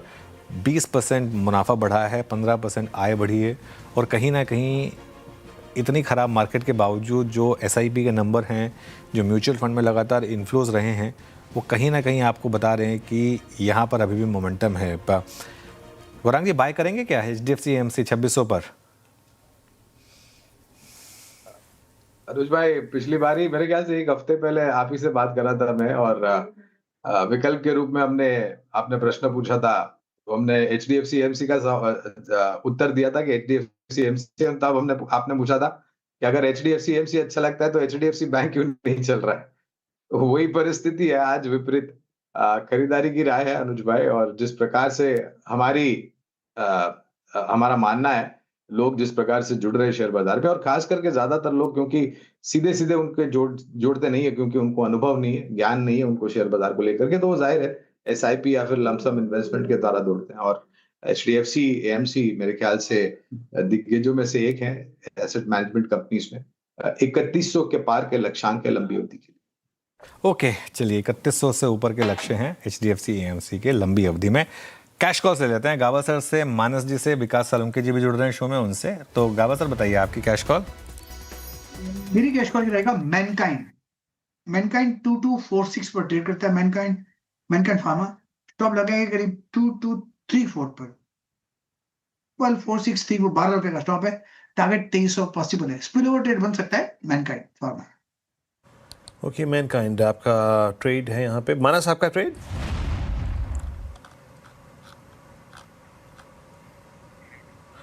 म्यूट मानस, आपका बटन म्यूट का प्रेस्ड है। हाँ। आरती फार्मा पे खरीदारी करने की राय रहेगी। यहाँ पर हाइट ऑफ हायर बॉटम्स का कंफर्मेशन स्टॉक ने दिया है, 200 मूविंग एवरेज के ऊपर निकला है, बेहतर वॉल्यूम देखने को मिले हैं, तो करंट लेवल्स पे खरीदारी करेंगे। 780 का स्टॉप लॉस लगाएंगे और 840 रुपए के टारगेट सेट करेंगे। ओके, आरती फार्मा ये डेज हाई पर बढ़ता हुआ स्टॉक मानस जी को पसंद आ रहा है। विकास जी, आप क्या पिक कर रहे हैं कैश में? कैश में मैं कर रहा हूँ क्लीन साइंस 860 के ऊपर फिलहाल तो ट्रेड करते हुए देखने मिल रहा है। मुझे लगता है एक बॉटम फिशिंग होते हुए देखने मिल सकते हैं। लास्ट कुछ दिनों में एक नीचे के स्तर पे ट्रेड करते हुए देखने मिल रहा है, बट एक दो दिन से यहाँ पे एक थोड़ा सा वॉल्यूम ब्रेकआउट देखने मिल रहा है, प्लस प्राइस एक्शन भी देखने मिल रहा है। तो 860 के ऊपर उसको बाय करना है। ऊपर में मुझे लगता है कि 890 के टारगेट देखने मिल सकते हैं। नीचे में 848 का एक स्टॉप लॉस यहाँ पे देखने। ओके, क्लीन साइंस, ये एक और ट्रेड हो गई कैश मार्केट में। चलिए अमित जी भी जुड़े हैं पैनल में, उनसे एक ट्रेड ले लेते हैं। अमित जी, गुड आफ्टरनून, बताइए क्या रहेगी इस समय की आपकी ट्रेड? जी Anuj ji, good afternoon and good afternoon to everyone. Anuj ji, मेरी इस समय की ट्रेड रहेगी कैनरा बैंक। कैनरा बैंक का अगर हम स्ट्रक्चर देखें तो एक पुल बैक के बाद एक अच्छा हम यहाँ पे थ्रस्ट जनरेशन देख रहे हैं। स्टॉक ने अपना 10 और 20 डेमा क्रॉस किया है, तो कैनरा बैंक बाय करें। करंटली प्राइस 153.20 का है, स्टॉप लॉस रहेगा 150 का और टारगेट्स रहेंगे हमारे 159 के। ओके, अच्छा अमित जी, कलकत्ता में ही कहीं और है? फ्रेम तो दूसरा लग रहा है आज। अनुज जी, वो पता नहीं जूम कनेक्ट नहीं हो रहा था तो फिर मोबाइल के जूम से कनेक्ट किया। अच्छा, जूम कनेक्ट नहीं हो रहा है, कुछ दिक्कत आ गई लग रहा है इस समय कलकत्ता में। खैर एनीवे, ट्रेड मिल गई, वो ज़्यादा ज़रूरी है। मीनवाइल बैंक निफ्टी में एक बार फिर हल्की सी रिकवरी आई। एक बार कहाँ से आई रिकवरी, ज़रा देखें एक बार। नाम मात्र की वैसे, लेकिन मिड कैप इंडेक्स में अच्छी रिकवरी है। मिड कैप इंडेक्स फिर ग्रीन में आ गया, 150 पॉइंट ऊपर है अब मिड कैप इंडेक्स। ये देखिए, और एडवांस डिक्लाइन भी ठीक ठाक है। एक और स्टॉक है जो आज थोड़ा सा सेलिंग प्रेशर दिखा रहा है, वो है एशियन पेंट्स। आई थिंक सुबह आज चैनल पर शॉर्ट कॉल भी ली गई थी एशियन पेंट्स पर, याद नहीं आ रहा मुझे, मानस जी की थी, हाँ, शॉर्ट कॉल एशियन पेंट्स पर। मानस जी, क्या व्यू रहेगा अब एशियन पेंट्स पर यहाँ से? देखिए, स्टॉक ने अपने 22 मूविंग एवरेज को भी ब्रेक किया है, उसके नीचे फिसला है, तो उम्मीद कर सकते हैं कि 52 मूविंग एवरेज जो कि 2770 है, स्टॉक उसकी तरफ जाने की कोशिश करे। तो अगर किसी ने पोजिशनली शॉर्ट किया है तो उस पोजीशन को होल्ड कर सकते हैं, स्टॉप लॉस को रिवाइज करके 2850 पे लगा के रखें और नीचे की तरफ 2750 तक के टारगेट्स पॉसिबल हैं stock. Okay, Asian paints short को होल्ड करें क्योंकि काफ़ी पेन इस पर्टिकुलर काउंटर में, पेंट्स में पेन नज़र आ रहा है। लेकिन कुछ काउंटर स्पेस की बात कर रहे थे, विकास जी ने अंबुजा सीमेंट चुना था और इस अल्ट्राटेक सीमेंट भी रखेगा। इस स्पेस में अच्छी तेज़ी, 2% की तेज़ी के साथ अल्ट्राटेक सीमेंट अब आपको डीज हाइस के आसपास ही कारोबार करता हुआ नजर आएगा। विकास जी, इस काउंटर पर आपकी राय क्या होगी? क्या ये भी ले सकते हैं या फिर अभी वेट करें? अल्ट्राटेक सीमेंट पर आपका टेक? जी श्रेया, दोनों भी काउंटर अच्छे हैं। मुझे अल्ट्राटेक सीमेंट भी यहाँ पे स्ट्रांग लग रहा है। जिस हिसाब से इसमें जो मोमेंटम देखने मिला था वो कंटिन्यू होते देखने मिलेगा। लास्ट वीक के जो हाई थे वो ब्रेक होते हुए देखने मिल रहे हैं। 12,200 के ऊपर की रेंज यहाँ पे देखने मिल रही है, तो मुझे लगता है यहाँ पे भी एक पॉजिटिव साइड मोमेंटम देखने मिलेगा। 12,750, 13,000 के आसपास की रेंज यहाँ पे देखने मिल सकती है। नीचे में 200 डीएमए का एक स्ट्रॉन्ग सपोर्ट इस काउंटर में लास्ट 2-3 दिन से देखने मिल रहा है कि 12,000 पे अच्छा एक सपोर्ट देखने मिल रहा है, तो 200 डीएमए के ऊपर कंफर्टेबली सस्टेन करते हुए देखने मिल रहा है। तो इसमें भी 12,750 और 13,000 के टारगेट इंटैक्ट रहेंगे ऊपर की तरफ में, तो मुझे ये भी काउंटर स्ट्रॉन्ग है। ओके, अल्ट्राटेक सीमेंट पे ये विकास जी का टेक। मीनवाइल जरा एक बार आप HDFC AMC लेके आइए, नंबर्स के साथ रिएक्शन, एक इमीडिएट पुल बैक आया। स्टॉक 2520 से 2600 यानी करीब करीब 80 रुपये का सफ़र तय किया और उसके बाद 50 रुपये सिंगल टिक में अगर आप देखें साफ हो गया। सो आई थिंक रिएक्शंस जो हैं वो अभी तक थोड़े से वाइल्ड हैं और अभी भी याद रखिएगा ये स्टॉक बहुत ही ओवरसोल्ड है HDFC AMC, इसलिए छोटा मोटा पुल बैक आना लाजमी है। ये वो स्टॉक है जो कि 200 EMA के नीचे ट्रेड कर रहा है। पर गौरांग जी, मैं अभी कुछ देर पहले कमेंट्स को देखा था, एक छोटा सा पुल बैक है। आई मीन हमारे पास कैपिटल गुड्स में एक बहुत अच्छा कॉम्बिनेशन है, आई मीन घरेलू कंपनियों का और MNCs का। Now we have ABB, Siemens, L&T और BHEL जो कि आई थिंक उस चाइनीज़ फैक्टर के चलते बहुत बड़ा प्राइस डैमेज देख के भी आया। डिप अक्रॉस द सेक्टर है, सभी पूरे स्पेस में है। लोअर लेवल्स पे आपने क्लाइंट्स को किस स्टॉक पे ज़्यादा झुकाव रखा है, क्या एडिशन करने की राय दी है? पहले तो वीरेंद्र देखिए, ये चाइना का जो खबर है ना कि सरकार न्योता देगी ऊर्जा उत्पादन में, कैपिटल गुड्स इंजीनियरिंग में, ये मेरे ख्याल से इतना घबराहट नहीं करनी चाहिए। इतिहास गवाह है, पहले भी ऐसी परिस्थितियां थी और मेरे ख्याल से सरकार ये कभी नहीं चाहेगी कि स्थानीय कंपनियों को किसी प्रकार का असंतुलन वाला वातावरण मिले या फिर उनको किसी तरह के हानि पहुंचे। कैपिटल गुड्स इंजीनियरिंग क्षेत्र में L&T, ABB, सीमेंस, वाटेक, वबैक, थर्मैक्स, केईसी इंटरनेशनल, ये कुछ कंपनियां हैं जहां पर हम खरीदारी की राय दे रहे हैं और ये मेरे ख्याल से ये घबराहट ज्यादा है। वास्तविकता में मुझे नहीं लगता, ये मेरी व्यक्तिगत राय है, कि सरकार किसी प्रकार का ऐसा मॉल खड़ा करेगी जहां पर स्थानीय कंपनियों को किसी प्रकार का नुकसान हो। ओके, चलिए अब आगे बढ़ते हैं और आज सीमेंट स्पेस में मजबूती के साथ कारोबार हो रहा है। अल्ट्राटेक सीमेंट निफ्टी के टॉप गेनर्स में बना हुआ है। क्या है तेजी के अहम ट्रिगर, आशीष से जान लेते हैं। आशीष, बताइए। JM फाइनेंशियल की तरफ से काफ़ी इंटरेस्टिंग रिपोर्ट आई है और ये बता रहे कि अगले 4 से 5 महीने आप इस सेक्टर को बड़े क्लोजली ट्रैक करिएगा।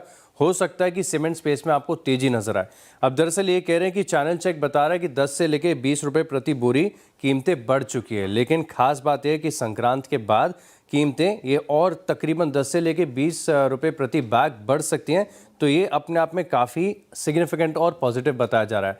अब ये कह रहे कि FY27 के शुरुआती कुछ महीने बहुत पॉजिटिव देखने को मिलेंगे, चाहे डिमांड के हिसाब से देखें या फिर आप प्राइसिंग के हिसाब से देखें, दोनों का एक कैटलिस्ट जो है पॉजिटिव साइड पर नजर आ रहा है। लेकिन फाइनेंशियल्स की बात करें तो हो सकता है कि Q3 थोड़ा सा निराश कर जाए। ये कह रहे हैं कि फेवरेबल सिनेरियो नहीं बना Q3 के दौरान, इसके चलते एबिटा प्रति टन में तकरीबन 60 से लेकर 65 रुपये प्रति टन की गिरावट यहाँ पर आपको देखने को मिल सकती है। एबिटा पर टन के आंकड़े आपके सामने रख रहा हूँ। लेकिन बात करें Q4 की तो इसके बाद से ज़बरदस्त रिकवरी आपको देखने को मिलेगी। इनफैक्ट Q4 में अनुमान है कि एबिटा प्रति टन तकरीबन 250 रुपये बढ़ सकता है, तो ये अपने आप में बहुत पॉजिटिव होगा। बहुत सारे सीमेंट स्टॉक्स पर इनकी कवरेज है, मैं सब तो आपके सामने नहीं ला पाऊंगा, लेकिन कुछ जो सिलेक्टेड टॉप वाले हैं वो एक बार ले आता हूँ। जैसे मिसाल के तौर पर अगर आप देखें तो श्री सीमेंट यहाँ पर ये ऐड की रेटिंग दे रहे हैं और 30,200 का टारगेट यहाँ पर देखने को मिल रहा है। अल्ट्राटेक सीमेंट पर खरीदारी की राय है 14,200 के टारगेट के लिए, और साथ में जे की सीमेंट ये भी स्टॉक पसंद है और यहाँ पर ये ऐड की रेटिंग दे रहा है। आशीष, तो ये इस समय आपके लिए सीमेंट पर एक राय लेकिन आप बात करते हैं F&O के टॉप गेनर की जो है यूनियन बैंक। नंबर्स के बाद से लगातार इसमें तेज़ी है, 7.5% ऊपर अब इस समय ये स्टॉक। क्यों भागा इतना नंबर्स के बाद? क्या नंबर्स वाकई में इतने शानदार हैं या नंबर्स के कुछ इंटरनल्स हैं जो मार्केट को पसंद आए?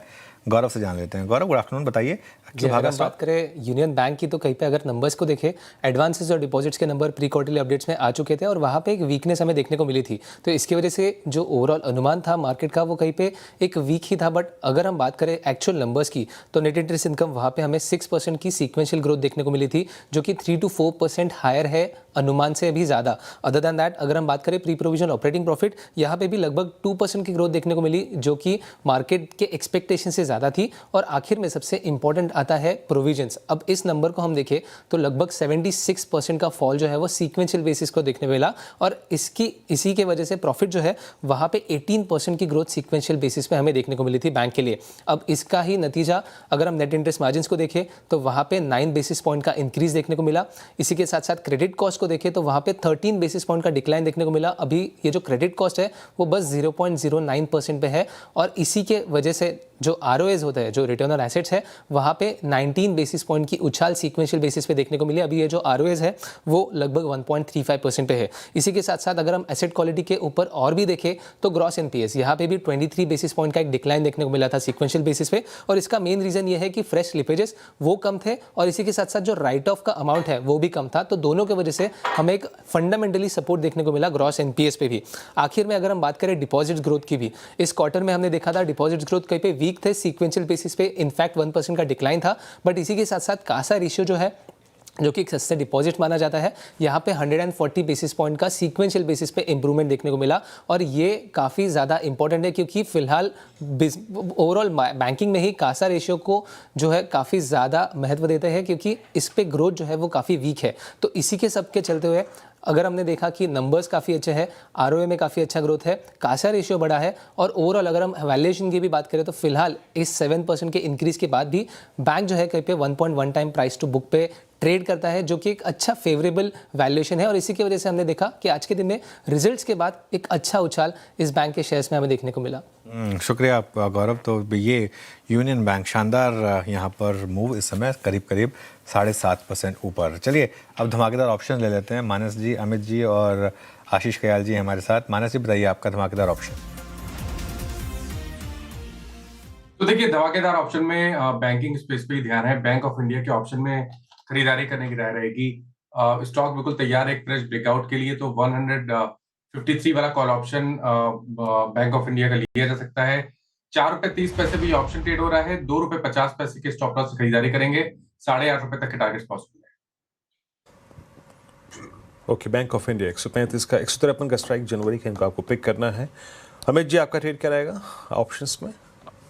जी वीरेंद्र जी, मैं बैंक ऑफ बड़ौदा के साथ जाना चाहूंगा। यहाँ पे हमें एक स्ट्रॉन्ग ट्रैक्शन देख रही है, एक अच्छा पुल बैक नजर आ रहा है, स्ट्रॉन्ग बुलिश कैंडल 10 और 20 डमा से 310 का कॉल ऑप्शन 5 रुपए 15 पैसे पे मिल रहा है, इसे बाय करें। स्टॉप लॉस हम लगभग रखेंगे यहाँ पे 3 रुपए का, और टारगेट्स रहेंगे हमारे 9 रुपए के। ओके, आशीष कयाल जी, आप बताएं आपकी पिक। हाँ, देखिए मेरी पिक होगी यहाँ पे PNB में। कोइंसिडेंटली सभी के बैंकिंग स्टॉक्स ही है, और लेकिन बैंकिंग में अच्छा खासा रुझान देखा जा रहा है। मार्केट दबाव में, लेकिन फिर भी बैंकिंग स्टॉक्स ऊपर है। तो PNB में 128 कॉल ऑप्शन है जो बाय किया जा सकता है। यहाँ पर नीचे में जो स्टॉप लॉस करीबन 3.5 के आसपास अभी से कामकाज कर रहा है, स्टॉप लॉस जो लगाना होगा वो नीचे में 2.4 का लगाना होगा और टारगेट ऊपर में 6 रुपए के देखे जा सकते हैं।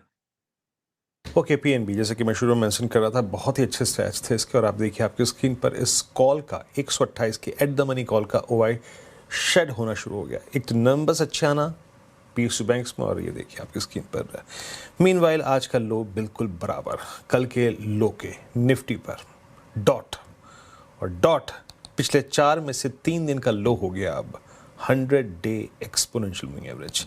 इंटरेस्टिंग। लेकिन सबसे मजबूत कड़ी, अगर मैं इस वक्त अपनी ओआई की शीट को थोड़ा सा शॉर्ट करके और एक ऐसा स्पेस निकालूं जहां पे बाजार इस कोलैप्सिंग मोड में भी कन्विक्शन दिखा रहा है, दैट्स पीएसयू बैंक्स और पीएसयू बैंक्स। हालांकि in terms of OI metal, cement, telecom ये 3 आते हैं ऊपर, लेकिन बैंकिंग को अगर बाइसेक्ट करूं तो वो पीएसयू बैंक्स की तरफ ट्रांसलेट होता है, क्योंकि प्राइवेट बैंक का जो एडवांटेज था वो हाथों हाथ ले रहा है एचडीएफसी बैंक। अनुज, ये प्राइस दिखा रहा है, ये बिहेवियर दिखा रहा है, ये एवरेजेस का क्रॉसओवर दिखा रहा है। पीएसयू बैंक सबसे मजबूत कड़ी बाजार की। 100% वीरू। और आई थिंक अगेन हम बार बार उस बात पर आ रहे हैं कि अगर आपको थीम्स मिल रही हैं तो ज़बरदस्ती इंडेक्स में क्यों काम करना है। पीएसयू बैंक काफ़ी स्ट्रॉन्ग थीम है। आई थिंक आज सुबह भी हमने आई थिंक एसबीआई लिया था स्पॉटलाइट में, और अदरवाइज भी पीएसयू बैंक्स में मोमेंटम काफ़ी ज़बरदस्त है। चलिए काम करते हैं, अब बात करेंगे कल और परसों आने वाले नंबर्स पर। जी हाँ, कल एचडीएफसी लाइफ के नंबर्स आएंगे, फ्राइडे को टेक महिंद्रा और विप्रो के नंबर्स आएंगे। हमारे साथ नंबर्स के प्रीव्यू करने के लिए आशीष जुड़ गए हैं, वर्मा जी और चतुर्वेदी जी। तो चतुर्वेदी जी से शुरू करें। एचडीएफसी लाइफ कैसे रहेंगे नंबर्स?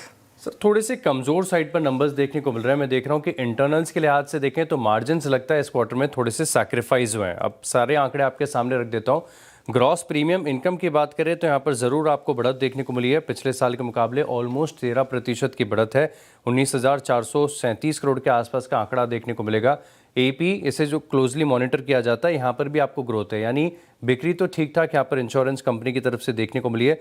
4,065 करोड़ के आसपास जो है ये अनुमान लगाया जा रहा है। लेकिन अब बात करें ऑपरेटिंग फ्रंट की यानी मार्जिन्स की, तो वीएनबी इसमें सिर्फ 5.5% की ग्रोथ आपको पिछले साल देखने को मिली है, और 981 करोड़ ये करीब बाजार एस्टिमेट लगाकर चल रहा है। लेकिन दिक्कत की बात यह है कि आप मार्जिन्स की बात करें तो 26.1% से घटकर 24.1% आपको देखने को मिले हैं वीएनबी मार्जिन, जो कि 200 बेसिस पॉइंट के आसपास की गिरावट यहाँ पर देखने को मिली। और इसके पीछे कंपनी कह रही है कि हो सकता है कि जो जीएसटी रिलेटेड इम्पैक्ट है इसका असर है। लेकिन आगे जाके क्या रिकवरी को लेकर मैनेजमेंट की कमेंट्री रहती है, ये की मॉनिटरेबल है। नतीजे कमज़ोर आएंगे। ओके, नतीजे कमज़ोर रह सकते हैं एचडीएफसी लाइफ के फिलहाल। और अब वर्मा जी समझ लेते हैं कि टेक महिंद्रा और विप्रो के नतीजे कैसे रह सकते हैं, स्ट्रीट के अनुमान लगा के चल रहे हैं। फ्राइडे को मार्केट्स बंद होने के बाद तो हमारे प्रोड्यूसर साहब गजब हेड ऑफ द कर्व रखते हैं आप लोगों को। दोनों नंबर्स बता देता हूं। विप्रो पहले स्क्रीन पर लेकर आइएगा, जो तमाम ब्रोकरेजेस के एक्सपेक्टेशंस हैं आपकी स्क्रीन पर आएंगे यूएस डॉलर में फ्रंट पे। मोटा मोटी आवाज अनुमान कहता है कि तकरीबन 1% के आसपास का तिमाही दर तिमाही आपको उछाल देखने को मिलेगा। ये क्यों हो रहा होगा विप्रो के केस में? क्योंकि उन्होंने एक हाल में हरमन डीटीएस का एक्विजिशन करा था, वो इंटीग्रेशन पूरा हुआ है, तो उससे भी करीब 60, 70, 80 और कुछ ब्रोकरेज करेंगे 100 बेसिस पॉइंट के आसपास का कंट्रीब्यूशन ये इनऑर्गेनिक इनिशिएटिव लेकर आ रहा होगा। ध्यान रखिएगा, इस कंपनी ने पूरे क्वार्टर की जो गाइडेंस दी थी वो -0.5% से +1.5% ग्रोथ की बात करी थी, और इसी गाइडेड बैंड के साथ मिड पॉइंट पे हम आ रहे होंगे। 0.9% मैंने कहा डॉलर रेवेन्यू ग्रोथ, और उस पर आप मान के चलिए 20 से 30 बेसिस पॉइंट्स का क्रॉस करेंसी इंपैक्ट हो रहा होगा, तो 1.1-1.2% के आसपास कांस्टेंट करेंसी इस मिड पॉइंट पे आपको ले आएगी। रुपए में आए 3.25% के आसपास जंप कर रही होगी, क्योंकि उसको तो फायदा सीधे सीधे रुपए की कमजोरी कम मिल रहा होगा। मार्जिन्स लार्जली फ्लैट एक्सपेक्टेड है। क्यों? जब रुपए में आए रुपया डिप्रिशिएट हो रहा है तो क्यों? क्योंकि इनके लिए 2 इश्यूज हैं। इनको एक फीनिक्स डील मिली थी, बड़ी लार्ज डील, उसके शुरुआत के लिए हेडविंड्स हैं क्योंकि अपफ्रंट कॉस्ट इंक्लूड होती हैं। दूसरा, ये जो हरमैन इंटीग्रेशन हो रहा है उससे भी इंपैक्ट पड़ेगा मार्जिन्स पे, तो लार्जली रुपया निगेट कर देगा इस इंपैक्ट को और मार्जिन्स फ्लैट नजर आएंगे। गाइडेंस बाकी एचसीएल टेक और इन्फोसिस पूरे साल की देती है, विप्रो Q4 का देता है। खैर अब तो Q4 ही इसके लिए पूरा साल टेक्निकली हो जाता है।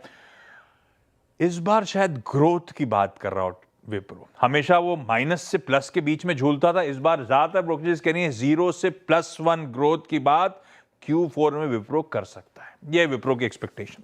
जहां तक टेक महिंद्रा की बात है, मैं HSBC के एक्सपेक्टेशंस रखता हूं आपकी स्क्रीन पे।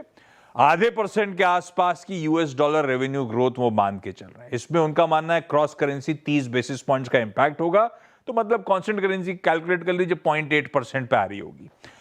इनका कहना है कि टेलको बिजनेस जो टेलीकॉम का बिजनेस वो लार्जली ठंडा स्टेबल रहेगा। वो जो नॉन टेलको बिजनेस है वो दरअसल ग्रोथ में इस क्वार्टर में कंट्रीब्यूट कर रहा होगा। रुपए में आए 1.25% बढ़ेगी, मार्जिन 50 बेसिस पॉइंट्स बढ़ रहे होंगे, यानी कि मार्जिन एक्सपेंशन ऑन ट्रैक है। कुछ हद तक सपोर्ट फेवरेबल करेंसी का मिल रहा होगा। नजर कहां रखेंगे? इन्होंने हाल में एक इन्वेस्टर डे करा था, उसमें कहा था आने वाले समय में हम अपने टियर 1 पीयर्स के हायर ग्रोथ चैनल पे आते हुए नजर आएंगे। टॉप एंड ग्रोथ हम भी डिलीवर करना शुरू कर देंगे। तो ग्रोथ की ट्रेजेक्टरी, FY27 की ग्रोथ एक्सपेक्टेशन, और हाँ, इनकी तो सबसे इंपॉर्टेंट आजकल है प्रोग्रेस मार्जिन एक्सपेंशन पे डिलीवर कर रहे हैं ऑफ लेट। आगे की कमेंट्री इंपॉर्टेंट है। आगे की कमेंट्री इंपॉर्टेंट है। चलिए, ये बात हो गई आपके लिए कुछ प्रीव्यूज़ की। शुक्रिया आशीष और आशीष, आप दोनों का। अब 4 का चौका की शुरुआत कर लेंगे। सस्ता ऑप्शन लेंगे आशीष कयाल जी से, फिर चलेंगे राजेश जी के पास FNO सुपरस्टार के लिए, मानस जी के पास चार्ट का चमत्कार ट्रेड के लिए, और गौरांग जी के पास मिड कैप फंडा के लिए। आशीष जी बताइए, आपका सस्ता ऑप्शन। देखिए, जो मेरा ऑप्शन है वो अल्ट्राटेक सीमेंट पे। स्टॉक सस्ता तो फिलहाल नहीं है, लेकिन यहाँ पर अच्छा खासा मोमेंटम बनता हुआ नजर आ रहा है। तो अल्ट्राटेक सीमेंट जो है वहां पर लॉन्ग पोजीशंस 1200 के जो 12,200 का कॉल ऑप्शन है, वहां पर लॉन्ग पोजीशंस क्रिएट की जा सकती है, जो कि करीबन 236 के आसपास है। 160 रुपए का स्टॉप लॉस लगाना होगा और 375 का टारगेट होगा। 12,200 का कॉल अल्ट्राटेक सीमेंट पे। 12,200 का कॉल लेना है आपको अल्ट्राटेक सीमेंट का। सस्ता ऑप्शन हो गया FNO सुपरस्टार के लिए। बताइए राजेश सातपति जी, क्या चुन रहे हैं आप? श्रेया, देखिए मेरी नजर भी PSU बैंकिंग पे है और उसमें से मेरा टॉपिक रहेगा इंडियन बैंक। जनरली ये हमने देखा 830 840 के आसपास निकलता था, लेकिन आज पहली बार ऐसा हुआ कि ये 830 840 के क्लस्टर के ऊपर सस्टेन हो रहा है। और कोई भी डिप मिले तो इसमें इंडियन बैंक में ऐड करना चाहूंगा, जिसका स्टॉप लॉस होगा 840 के नीचे 835 का, और इसका जो स्विंग का रेजिस्टेंस है, टारगेट होगा, वो रहेगा करीबन 870 से लेके 880 Indian bank. Okay, Indian bank 848 पे आपका बाय कॉल है। मानस, आपका चार्ट का चमत्कार। देखिए, चार्ट के चमत्कार के लिए एक नॉन FNO स्टॉक है, कैनफिन होम्स पे आप ध्यान दे सकते हैं। स्टॉक करेक्ट हुआ था, लेकिन आज वापस अपने 10 and 20 डे मूविंग एवरेज को रिगेन कर लिया है। तो कैनफिन होम्स में करंट लेवल्स पे खरीदारी करेंगे। 899 का स्टॉप लॉस लगाएंगे। 955 तक के टारगेट्स पॉसिबल है। ओके, गौरांग जी, मिड कैप फंडा। मिड कैप फंडा के रूप में वित्तीय क्षेत्र पर ही बार बार ध्यान जा रहा है अनुज भाई, और उसकी वजह बहुत है। और ये मैं बात कर रहा हूँ NBFC क्षेत्र की एक कंपनी है, L&T समूह की कंपनी L&T फाइनेंस, जिसने अपने जीवन का एक नया सर्वोच्चम शिखर कुछ दिन पहले बनाया था। L&T फाइनेंस पर खरीदारी की राय है लंबी अवधि के लिए। इस तरह से शुरुआत कीजिए और गिरावट पर जोड़ते जाए। ओके, चलिए अब एक काम करते हैं, एक छोटा सा ब्रेक लेंगे। उसके बाद हमारे साथ एबेकस एसेट मैनेजर के सीनियर फंड मैनेजर अमन चौहान जुड़ेंगे बिग मार्केट वॉइसेस में, उनसे चर्चा होगी।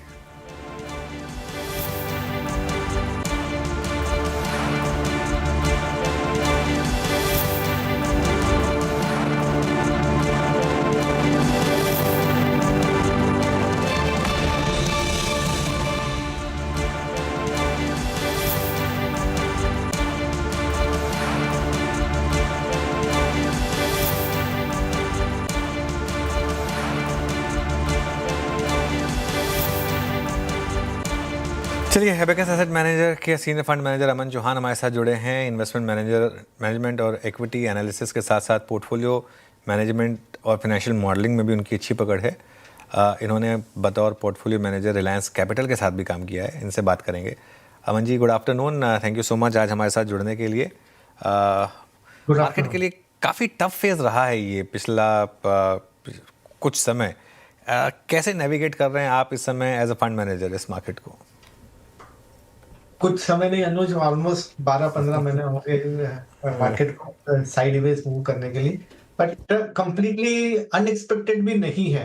इसके पहले के 3-4 साल मार्केट में इतना अच्छा रिटर्न बना है कि सेम चीज हर साल तो नहीं बनेगी। तो जो एक मार्केट में टर्म होता है टाइम करेक्शन, मेरे हिसाब से वही चल रहा है। और रीजन इसका तो हम सब जानते हैं, यूएस की टैरिफ अनसर्टेनिटी है जो अभी तक हम कंक्लूड या क्लोज नहीं कर पाए। और जब तक वो नहीं होगा मुझे नहीं लग रहा कि मार्केट का माहौल कुछ सुधरेगा। तो 5-10% ऊपर नीचे जो है वो मूवमेंट रहेगा जब तक ये यूएस का जो बड़ा इशू है वो रिजॉल्व नहीं हो पाए। तो फंड वाइज, पोर्टफोलियो वाइज हमारा नजरिया यही है कि जो सेक्टर में आपको यूएस एक्सपोर्ट का डिपेंडेंस या इम्पैक्ट सबसे कम है और जहाँ पे भी डोमेस्टिक ग्रोथ या दूसरे रीजन से जहाँ पे भी ग्रोथ की विजिबिलिटी है, उस सेक्टर पे ध्यान दिया जाए, उस सेक्टर पे फोकस रहा जाए।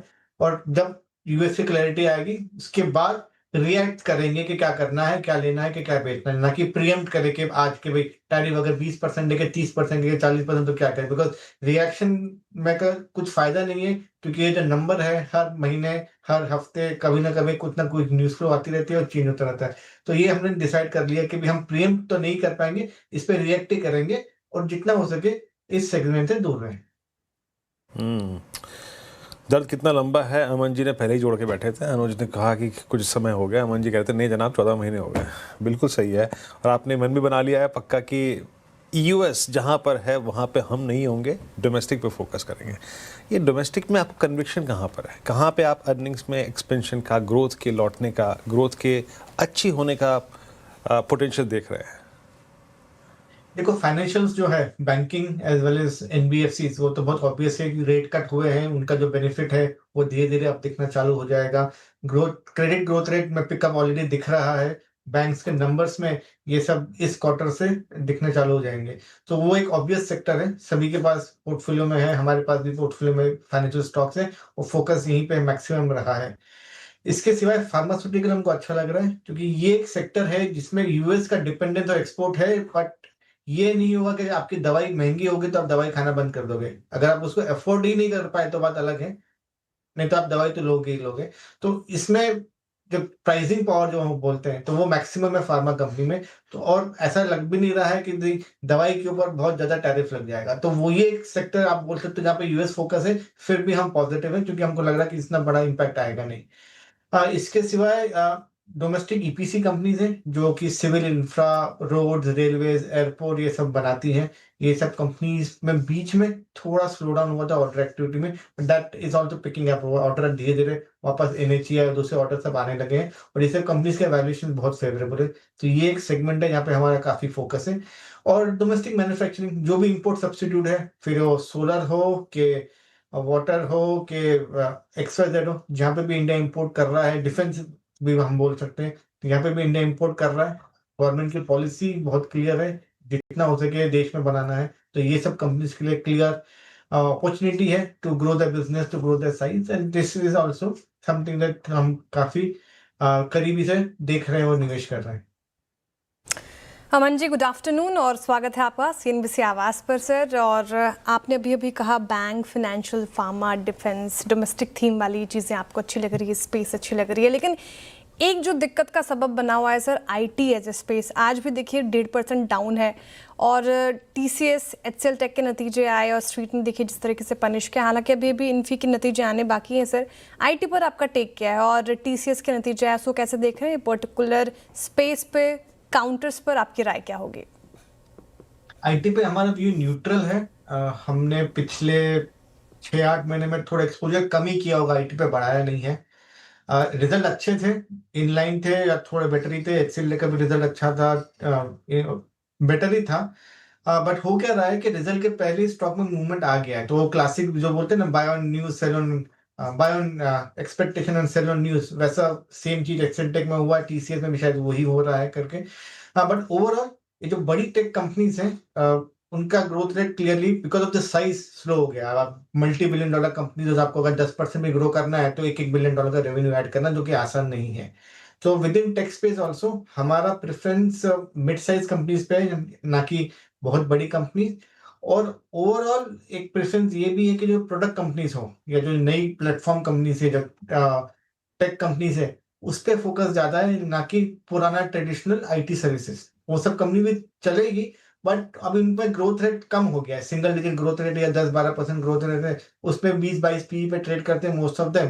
तो फेयर प्राइस है, तो इसलिए न्यूट्रल व्यू है, बहुत पॉजिटिव भी नहीं है और ऐसे भी नहीं है कि भाई हम कोई इस पे एक्सपोजर लेना ही नहीं है। फाइनेंशियल थीम में बहुत कुछ है, आपकी with in that micro choice क्या होगी? Lending, I mean PSU banks, private banks, insurance stocks, या फिर जो आजकल चल रही है ऑफ लेट कैपिटल मार्केट से जुड़े हुए स्टॉक्स? हमारे पास प्राइवेट बैंक्स है। PSU बैंक में खाली जो टॉप लीडर्स हैं 1-2 बैंक्स वही है, अदरवाइज मोस्टली प्राइवेट बैंक्स हैं एंड NBFCs है। तो NBFCs में ग्रोथ रेट प्राइवेट बैंक से ज्यादा है, तो 3 या 4 NBFCs होंगे हमारे पोर्टफोलियो में और 1 या 2 कैपिटल मार्केट से जुड़ी कंपनी, तो जैसे कि AMC कंपनीज हैं या ब्रोकिंग कंपनीज या वेल्थ मैनेजमेंट कंपनीज हैं। बट प्रिडोमिनेंटली फाइनेंशियल्स के अंदर NBFCs का वेट सबसे ज्यादा है, फिर प्राइवेट बैंक है और उसके बाद आपका ये कैपिटल मार्केट और PSU बैंक्स है। ये प्राइवेट बैंक्स में मूव्स इतने ज़्यादा वॉलेटाइल क्यों हो रहे हैं अमन जी? काफ़ी, जैसे I mean obviously will not discuss individual stocks, लेकिन जैसे HDFC बैंक है, लगातार गिरावट है यहाँ पर। ICICI बैंक भी समहाउ अपने हाइज नहीं क्रॉस कर पाता है, तो ये इतनी वॉलेटिलिटी क्यों है इन स्टॉक्स में? इनका टेक्निकल रीजन है क्योंकि ये सबसे लिक्विड सेक्टर है देश का। यहाँ पे प्रमोटर होल्डिंग बहुत कम है या तो मिनिमल है या बहुत सारे बैंक्स में नहीं भी है, तो इसमें फ्री फ्लोट बहुत ज्यादा है और FIs का सबसे बड़ा होल्डिंग और एक्सपोजर बैंक्स के अंदर है, राइट। और हम देख रहे हैं कि पिछले काफी महीनों से FIs की सेलिंग चल रही है, इंडिया में फिगर नेगेटिव है। तो जहां पे भी जब भी इनको कुछ बेचना होता है सबसे पहले बैंक्स में सेलिंग करते थे। तो ये जरूरी नहीं कि अगर स्टॉक डाउन है तो कोई फंडामेंटल रीजन हो, नियर टर्म में हो सकता है कि टेक्निकल रीजन भी हो सकता है कि FI की सेलिंग आपको बैंक्स में मैक्सिमम दिखती है वर्सेस अदर सेक्टर। सो ये एक यू कैन से रीजन है और बाकी तो ऐसा तो कोई फंडामेंटल रीजन नहीं है। हाँ क्लियरली जैसे इंडसइंड बैंक था जहाँ पे कोई इश्यूज हुए थे या कोई किसी कंपनी का रिजल्ट में कोई इम्पैक्ट आता है तो रिजल्ट के टाइम पे एक स्पेसिफिक स्टॉक स्पेसिफिक इम्पैक्ट आता है, बट ओवरऑल अगर आपको बैंकिंग में वॉलेटिलिटी दिखती है it's mainly liquidity driven technical reason. अच्छा अमन जी, एक दो स्पेस और जहाँ पे 3 महीने से एक कंफर्ट है, look at I mean insurance space. भाई GST जाने के बाद IRDA जो है वो भी इस वकालत पे अगर आप देखें या फिर इस काम काज पे पूरी तरीके से जुटा हुआ है कि आप कमीशंस को किस तरीके से रैशनलाइज करें, तर्क संगत बनाएं। इंश्योरेंस स्पेस अच्छा वेल्थ क्रिएटर रहा है एटलीस्ट आई मीन CY 23 के बाद। यहाँ पर आपका टेक क्या है? तो हमारे पास लाइफ इंश्योरेंस कंपनीज हैं, जनरल इंश्योरेंस कंपनीज अभी तक हम लोगों ने पोर्टफोलियो में कंसिडर नहीं किए, हालांकि हम 1 और 2 कंपनीज का कैन से इवैल्यूएशन कर रहे हैं, but as of now portfolio में लाइफ इंश्योरेंस है and we are pretty happy. हम पिछले 4-5 साल से इस कंपनी में हमने इन्वेस्ट कर रखा है, अच्छा पैसा बना भी है, यहाँ से भी 15-20% कंपाउंडिंग रिटर्न इस सेक्टर में बन सकता है ऐसे हमको लग रहा है। सो ओवरऑल आप ये कह सकते हो कि व्यू काफी पॉजिटिव है ऑन द इंश्योरेंस पे। फिलहाल लाइफ इंश्योरेंस है हमारे पोर्टफोलियो। ओके, इंश्योरेंस है आपके पोर्टफोलियो में। ये क्विक कॉमर्स स्पेस के है आपके पोर्टफोलियो में सर, जिस तरीके से Swiggy after coming in FNO जिस तरीके से वो पिटा है, हालांकि एटर्नल ने भी काफ़ी कोशिश की है अभी सुधरने की, इन सारे स्टॉक्स पर आपका क्या व्यू है? एक्साइटिंग कंपनी, बहुत इंटरेस्टिंग बिजनेस मॉडल्स हैं, बट ये बिजनेस मॉडल्स चेंज भी बहुत रैपिडली होते हैं। हर 3-6-9 महीने में कुछ ना कुछ आपको बिजनेस में चेंज करना पड़ता है, अपने बिजनेस प्लानिंग में चेंज करना पड़ता है, बिकॉज ये एक इवॉल्विंग स्कीम है और कंपटीशन भी उतना ही आता है और थिंग्स कीप ऑन चेंजिंग। आपके खुद के बिजनेस चलाने के व्यूज भी चेंज होते रहते हैं, तो इस हिसाब से ये सेक्टर और ये कंपनीज बहुत वॉलेटाइल है।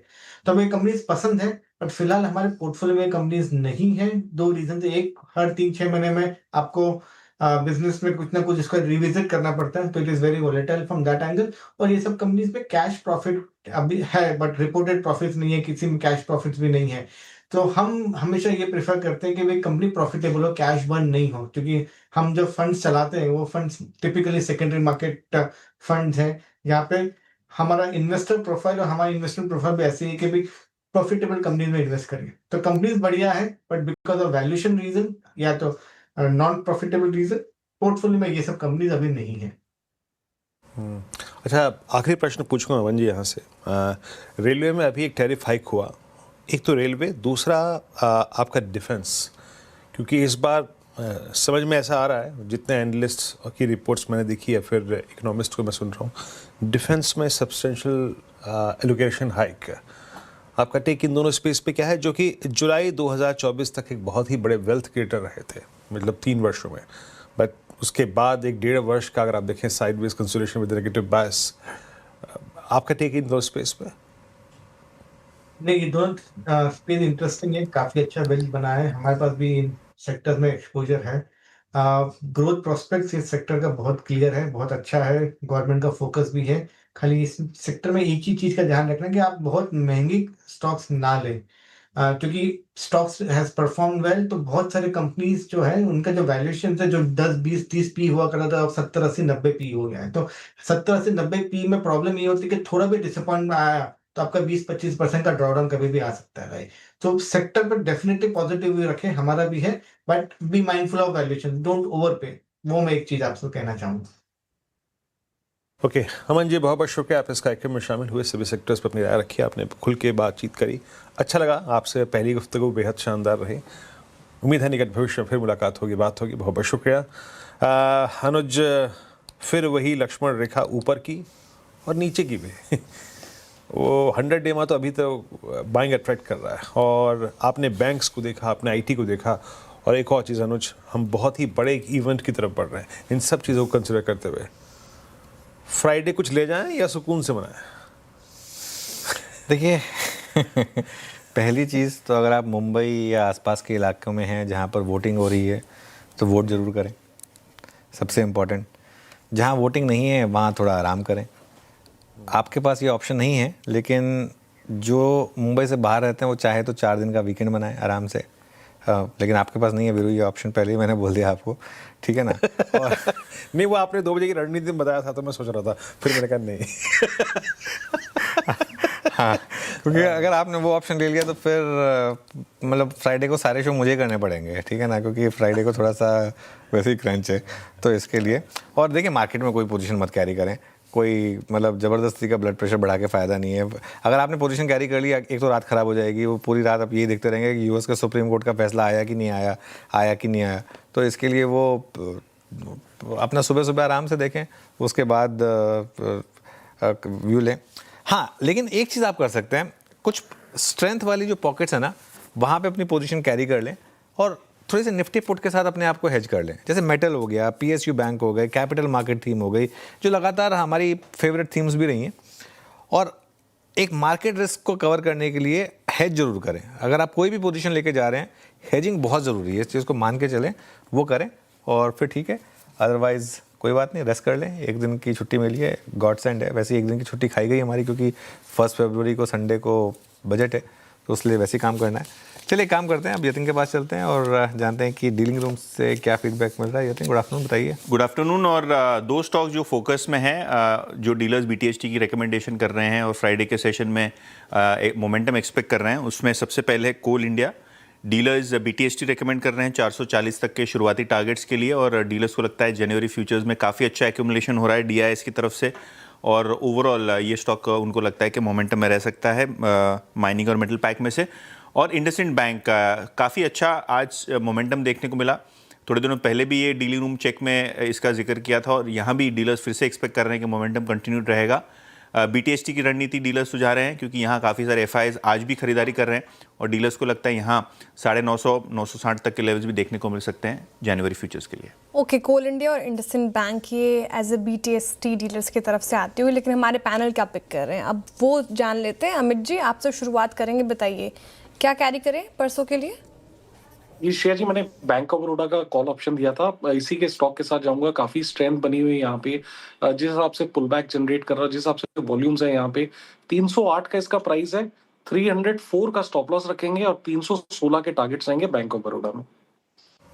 ओके, बैंक ऑफ बड़ौदा आपका कॉल है 308 पे, जरा एक बार 308 पे, अच्छा ठीक है, 308 पे ट्रेड करता हुआ ये माना साहब का ट्रेड क्या रहेगा?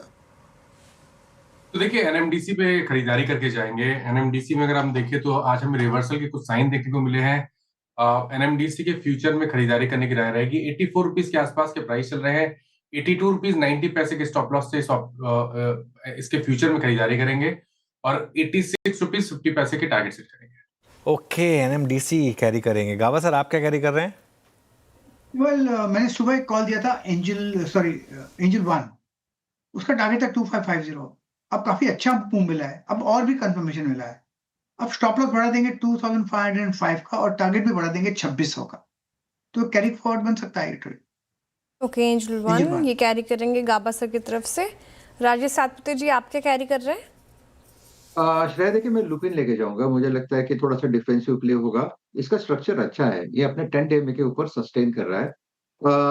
करीबन 2200 के आसपास है, तो एक 20 पॉइंट्स का स्टॉप लॉस मेंटेन करेंगे 2180 का, और लुपिन लेके जाएंगे 2240 2260 का टारगेट होगा। ओके, ल्यूपिन 2196 पे आप लेके जा रहे हैं। आशीष जी, आप क्या कैरी कर रहे हैं फ्राइडे मॉर्निंग के लिए? देखिए यहाँ पर मेटल के साथ जाना चाहूंगा। सेल में काफी अच्छा मूव देखा जा रहा है। स्टॉक ने अपने 10 डे में से बाउंस बैक दी है, क्लोजिंग डे हाई पे कर रहा है ऐसे मार्केट में भी। तो ओवरऑल सेल में बाइंग रणनीति अपनानी होगी। टारगेट ऊपर में 160 का देख सकते हैं और स्टॉप लॉस नीचे में 147 का लगाना होगा। चलिए अब एक काम करते हैं, बीरू के पास चलते हैं। आज की मार्केट ब्रेथ कैसी रही वो जान लेते हैं। बीरू, गुड आफ्टरनून, बताइए। जी अनुज जी, देखिए थोड़ी सी तो नाजुक रही है ये, और बैक फुट पे रहे, मतलब सेकेंड हाफ में शुरू में पुल बैक पे था, लेकिन बाद में करीब करीब 89 शॉर्ट हो गए। शुरू में ठीक था ये, एडवांस अगर आप देखें 84 थे और 89 में शॉर्ट कवरिंग 24 में और 16 में लॉन्ग अनवाइंडिंग। अब आते हैं कि करके स्लाइड्स को देखते हैं। लॉन्ग कहाँ पर विजिबल था? बैंक्स, एक्सचेंजेस, मेटल्स, इन तीनों ने बाजी मारी। Union Bank, PNB strongest long addition, NALCO steel Vedanta देना मेटल्स में बटा हुआ था। अच्छा, एमसीएक्स भी 5.5% ऊपर। हाँ, एक बार सेकंड स्लाइड में आते हैं, देखते हैं वहाँ पे। ये देखिए शॉर्ट कवरिंग। दरअसल एमसीएक्स में एक फेज था, मेरे ख्याल से फर्स्ट वीक ऑफ जैन में एक थोड़ी सी शॉर्टिंग लोड हुई थी इसमें, और उसके बाद अब covering sell, Vodafone, LIC, United Spirits यहाँ पे शॉर्ट कवर। और थर्ड स्लाइड आएगी short buildup, Tata Elxsi, Premier, Mphasis, mid cap IT में कल्याण, और पॉली कैब में एक बहुत ही बड़ा क्रैक था। पॉली कैब आज 100 डे मार्क नीचे क्लोज होता हुआ। और लास्ट स्लाइड जहाँ पे प्रॉफिट्स कैश में कन्वर्ट हुए, उसमें टेक महिंद्रा अर्निंग से पहले टेक महिंद्रा में आज थोड़ी सी ऑफलोडिंग हुई, और विप्रो, दोनों के नंबर्स आने याद रखिएगा। अभी आशीष से हम इसका एक प्रीव्यू ले भी रहते। एलटीआई, माइंट्री, परसिस्टेंट और ये प्रेस्टीज एस्टेट्स, दो बास्केट सबसे अगर आप देखें तो आज भारी थी, जहां लोडिंग हुई, अनलोडिंग हुई, दोनों, मतलब शॉर्टिंग भी और अनवाइंडिंग भी। दैट्स आईटी और एक रियल स्टेट। प्रेस्टीज स्टेट्स पे मानस आपका टेक क्या होगा? मैं शुरू में 2 बजे भी इसका जिक्र कर रहा था। सबसे गंभीर ब्रेकडाउन आपको इस पूरे रियल स्टेट पे स्पेस में लग क्या रहा है? तो देखिए, प्रेस्टीज में तो डेफिनेटली अभी भी ट्रेंड नेगेटिव ही लगता है, कहीं पर कोई रिवर्सल के साइन नहीं है। सबसे अहम यह है कि जो 1500 का एक बहुत ही अहम रेजिस्टेंस था, सपोर्ट था, स्टॉक ने उसको ब्रेक कर दिया है। आई थिंक नेक्स्ट टारगेट 1450 तक का हो सकता है। आई थिंक इस गिरावट पे खरीदारी ना करें। अगर कोई उछाल मिले तो वहां पर लॉन्ग पोजीशन से निकलना है। लॉन्ग पोजीशन से खरीदारी करने के लिए 1550 के ऊपर के एक ब्रेकआउट का इंतजार करें। ओके, चलिए। वैसे वो जो वीरू ने मार्केट ब्रेथ दिखाई थी ना, ठीक है, काफ़ी इंटरेस्टिंग, क्योंकि वो उस पर आ तो गया बुलिश, लेकिन 108 वर्सेस 107, एक स्टॉक भी इधर या उधर हो जाए तो वो मामला जो है वो पलट के बेरिश हो जाएगा। सिर्फ एक स्टॉक का फ़र्क है वहाँ पर।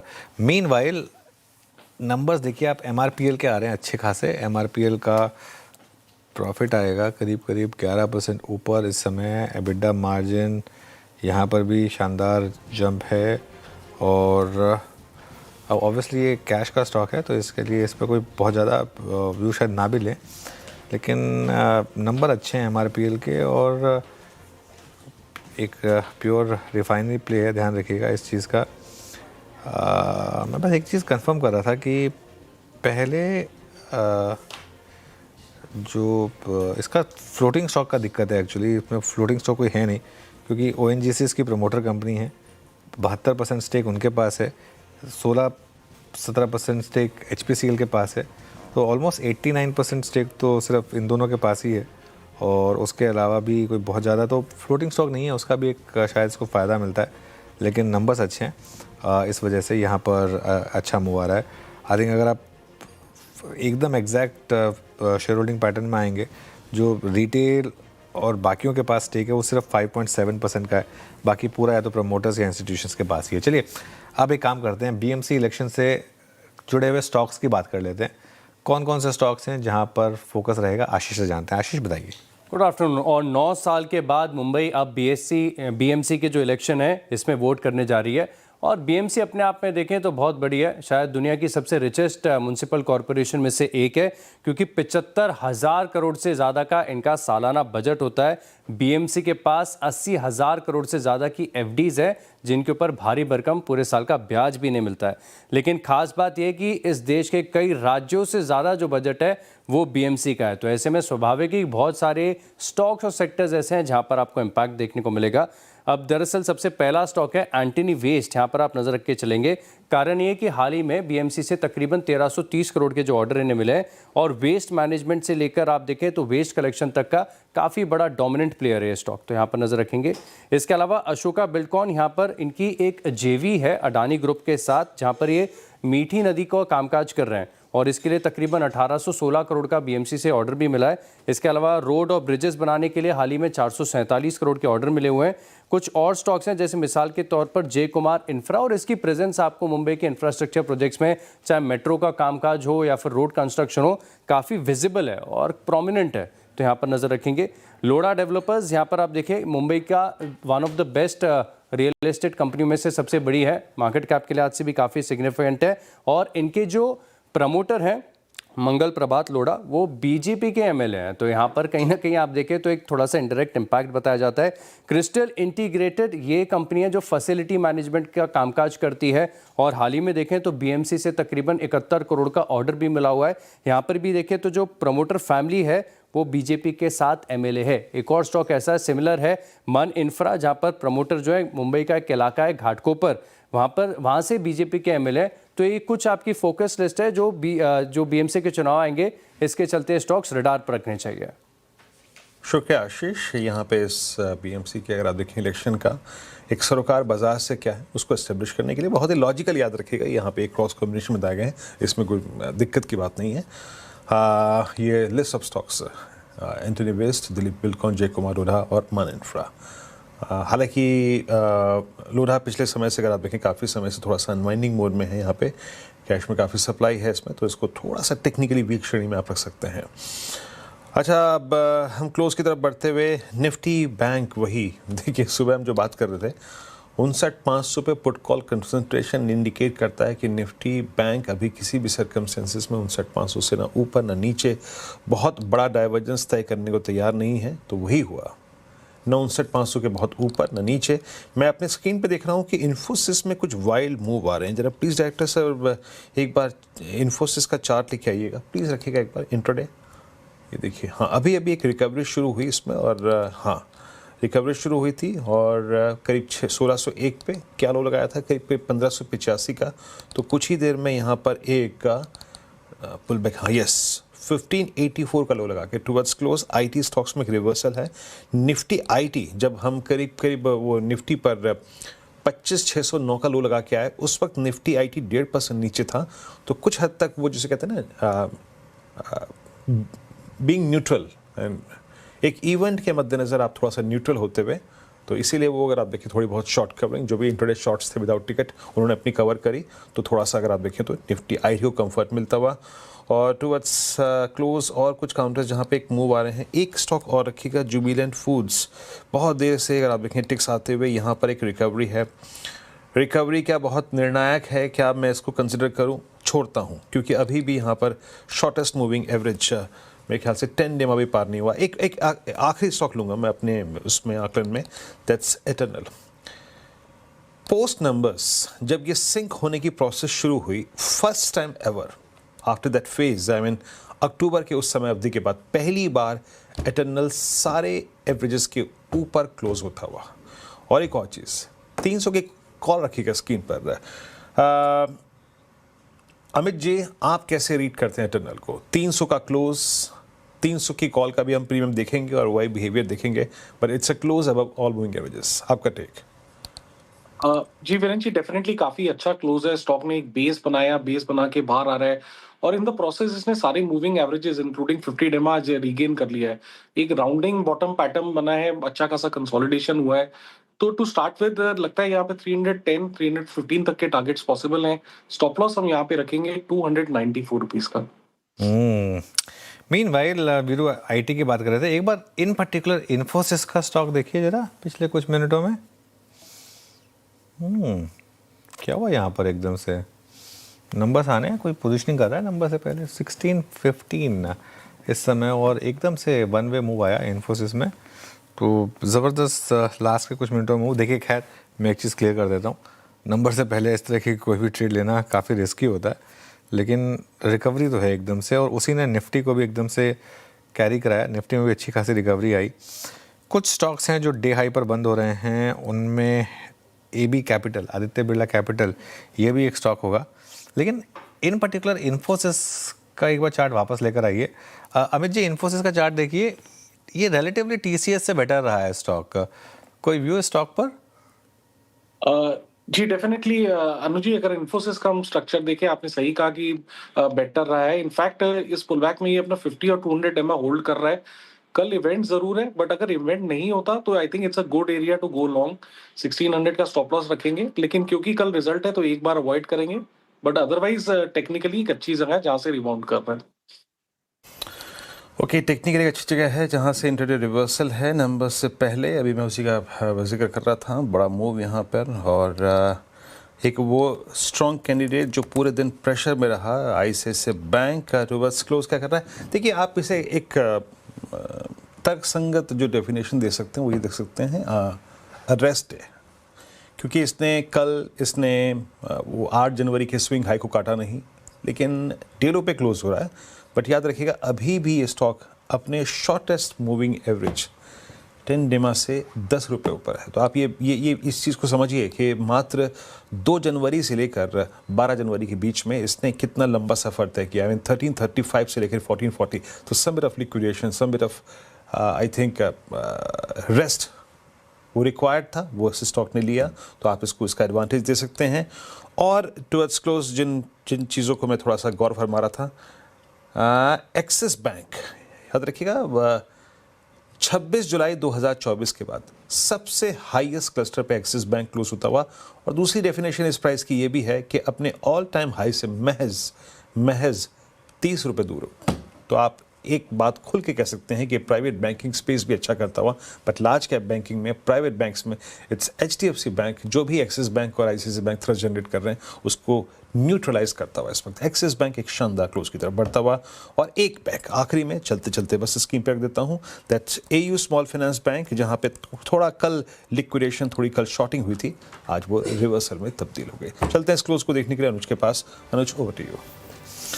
शुक्रिया वीरू, और एक दो और स्टॉक देख लेते हैं, उसके बाद चलेंगे क्लोजिंग के लिए। एक बार 361 वैम लेकर आइए, यहाँ पर अच्छा मूव आ रहा है। मैं बस आखिरी के कुछ मिनटों में जो अच्छे मूव्स आ रहे हैं उनको थोड़ा पकड़ने की कोशिश कर रहा हूँ, तो वहाँ पर 361 वैम यहाँ पर अच्छा मूव। और इसके अलावा आप देखिए एक बार ज़रा है क्या 361 वैम, हाँ यहाँ पर अच्छा मूव आया। इसके अलावा टाटा एलेक्सी देखिए, ये कोलैप्स हो गया स्टॉक, करीब 5%, 5.5% के करीब नीचे ये स्टॉक अब ट्रेड करता हुआ आपको दिखाई देगा। चलिए अब स्क्रीन पर चलते हैं और देख लेते हैं आज की मार्केट की क्लोज। निफ्टी करीब 65 पॉइंट नीचे था, बैंक निफ्टी फ्लैट था, हालांकि निफ्टी IT में फिर प्रेशर था, ये इन्फोसिस की वजह से प्रेशर था 300 पॉइंट नीचे।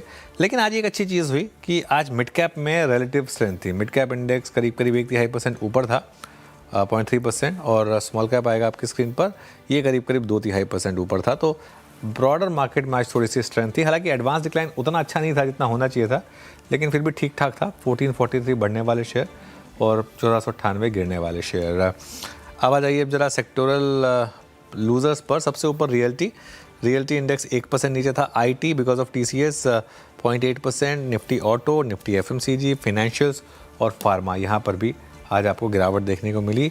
गेनर्स में निफ्टी मेटल्स ने लीड किया, 0.3% की रैली थी यहाँ पर। PSU बैंक्स में अच्छी रैली थी, कैपिटल मार्केट इंडेक्स चला, energy index, oil and gas और कैपिटल गुड्स इंडेक्स, यहाँ पर भी अच्छी बाइंग आपको देखने को मिली। पर लूजर्स पर आते हैं, एशियन पेंट्स 2.5% नीचे, क्रूड काफ़ी तेज़ी से भाग रहा है। TCS, Maruti Suzuki, Tata consumer products, sun pharma और हिंदुस्तान यूनिलीवर, यहाँ पर आज आपको गिरावट देखने को मिली। अब आते हैं निफ्टी के गेनर्स में। सबसे ऊपर टाटा स्टील, करीब 0.4% की रैली यहाँ पर। NTPC 3% से ज़्यादा ऊपर भागा, एक्सिस बैंक 3% ऊपर भागा, हिंडाल्को में अच्छा मोमेंटम था, आज 2% की रैली हिंडाल्को में रही। ONGC यहाँ भी करीब 2% का एक मूव रहा, और अल्ट्राटेक सीमेंट ये करीब 1.5% ऊपर था। तो ठीक है, क्लोजिंग ख़राब थी, लेकिन एक अच्छी चीज़ थी कि एटलीस्ट ब्रॉडर मार्केट कोलैप्स नहीं हुई, यहाँ पर ठीक ठाक मूव रहे वीरू। जी हाँ, ब्रॉडर मार्केट्स अगर आप देखें तो प्राइस परफॉर्मेंस देखा आपने। बस चलते चलते अनुज एक बार एडिटर स्टेक में आपसे फिर वकालत कर देते हैं। अनुज, वोट की वकालत एक बार फिर से। बिल्कुल, वोट ज़रूर करिए। देखिए, वोट हमारा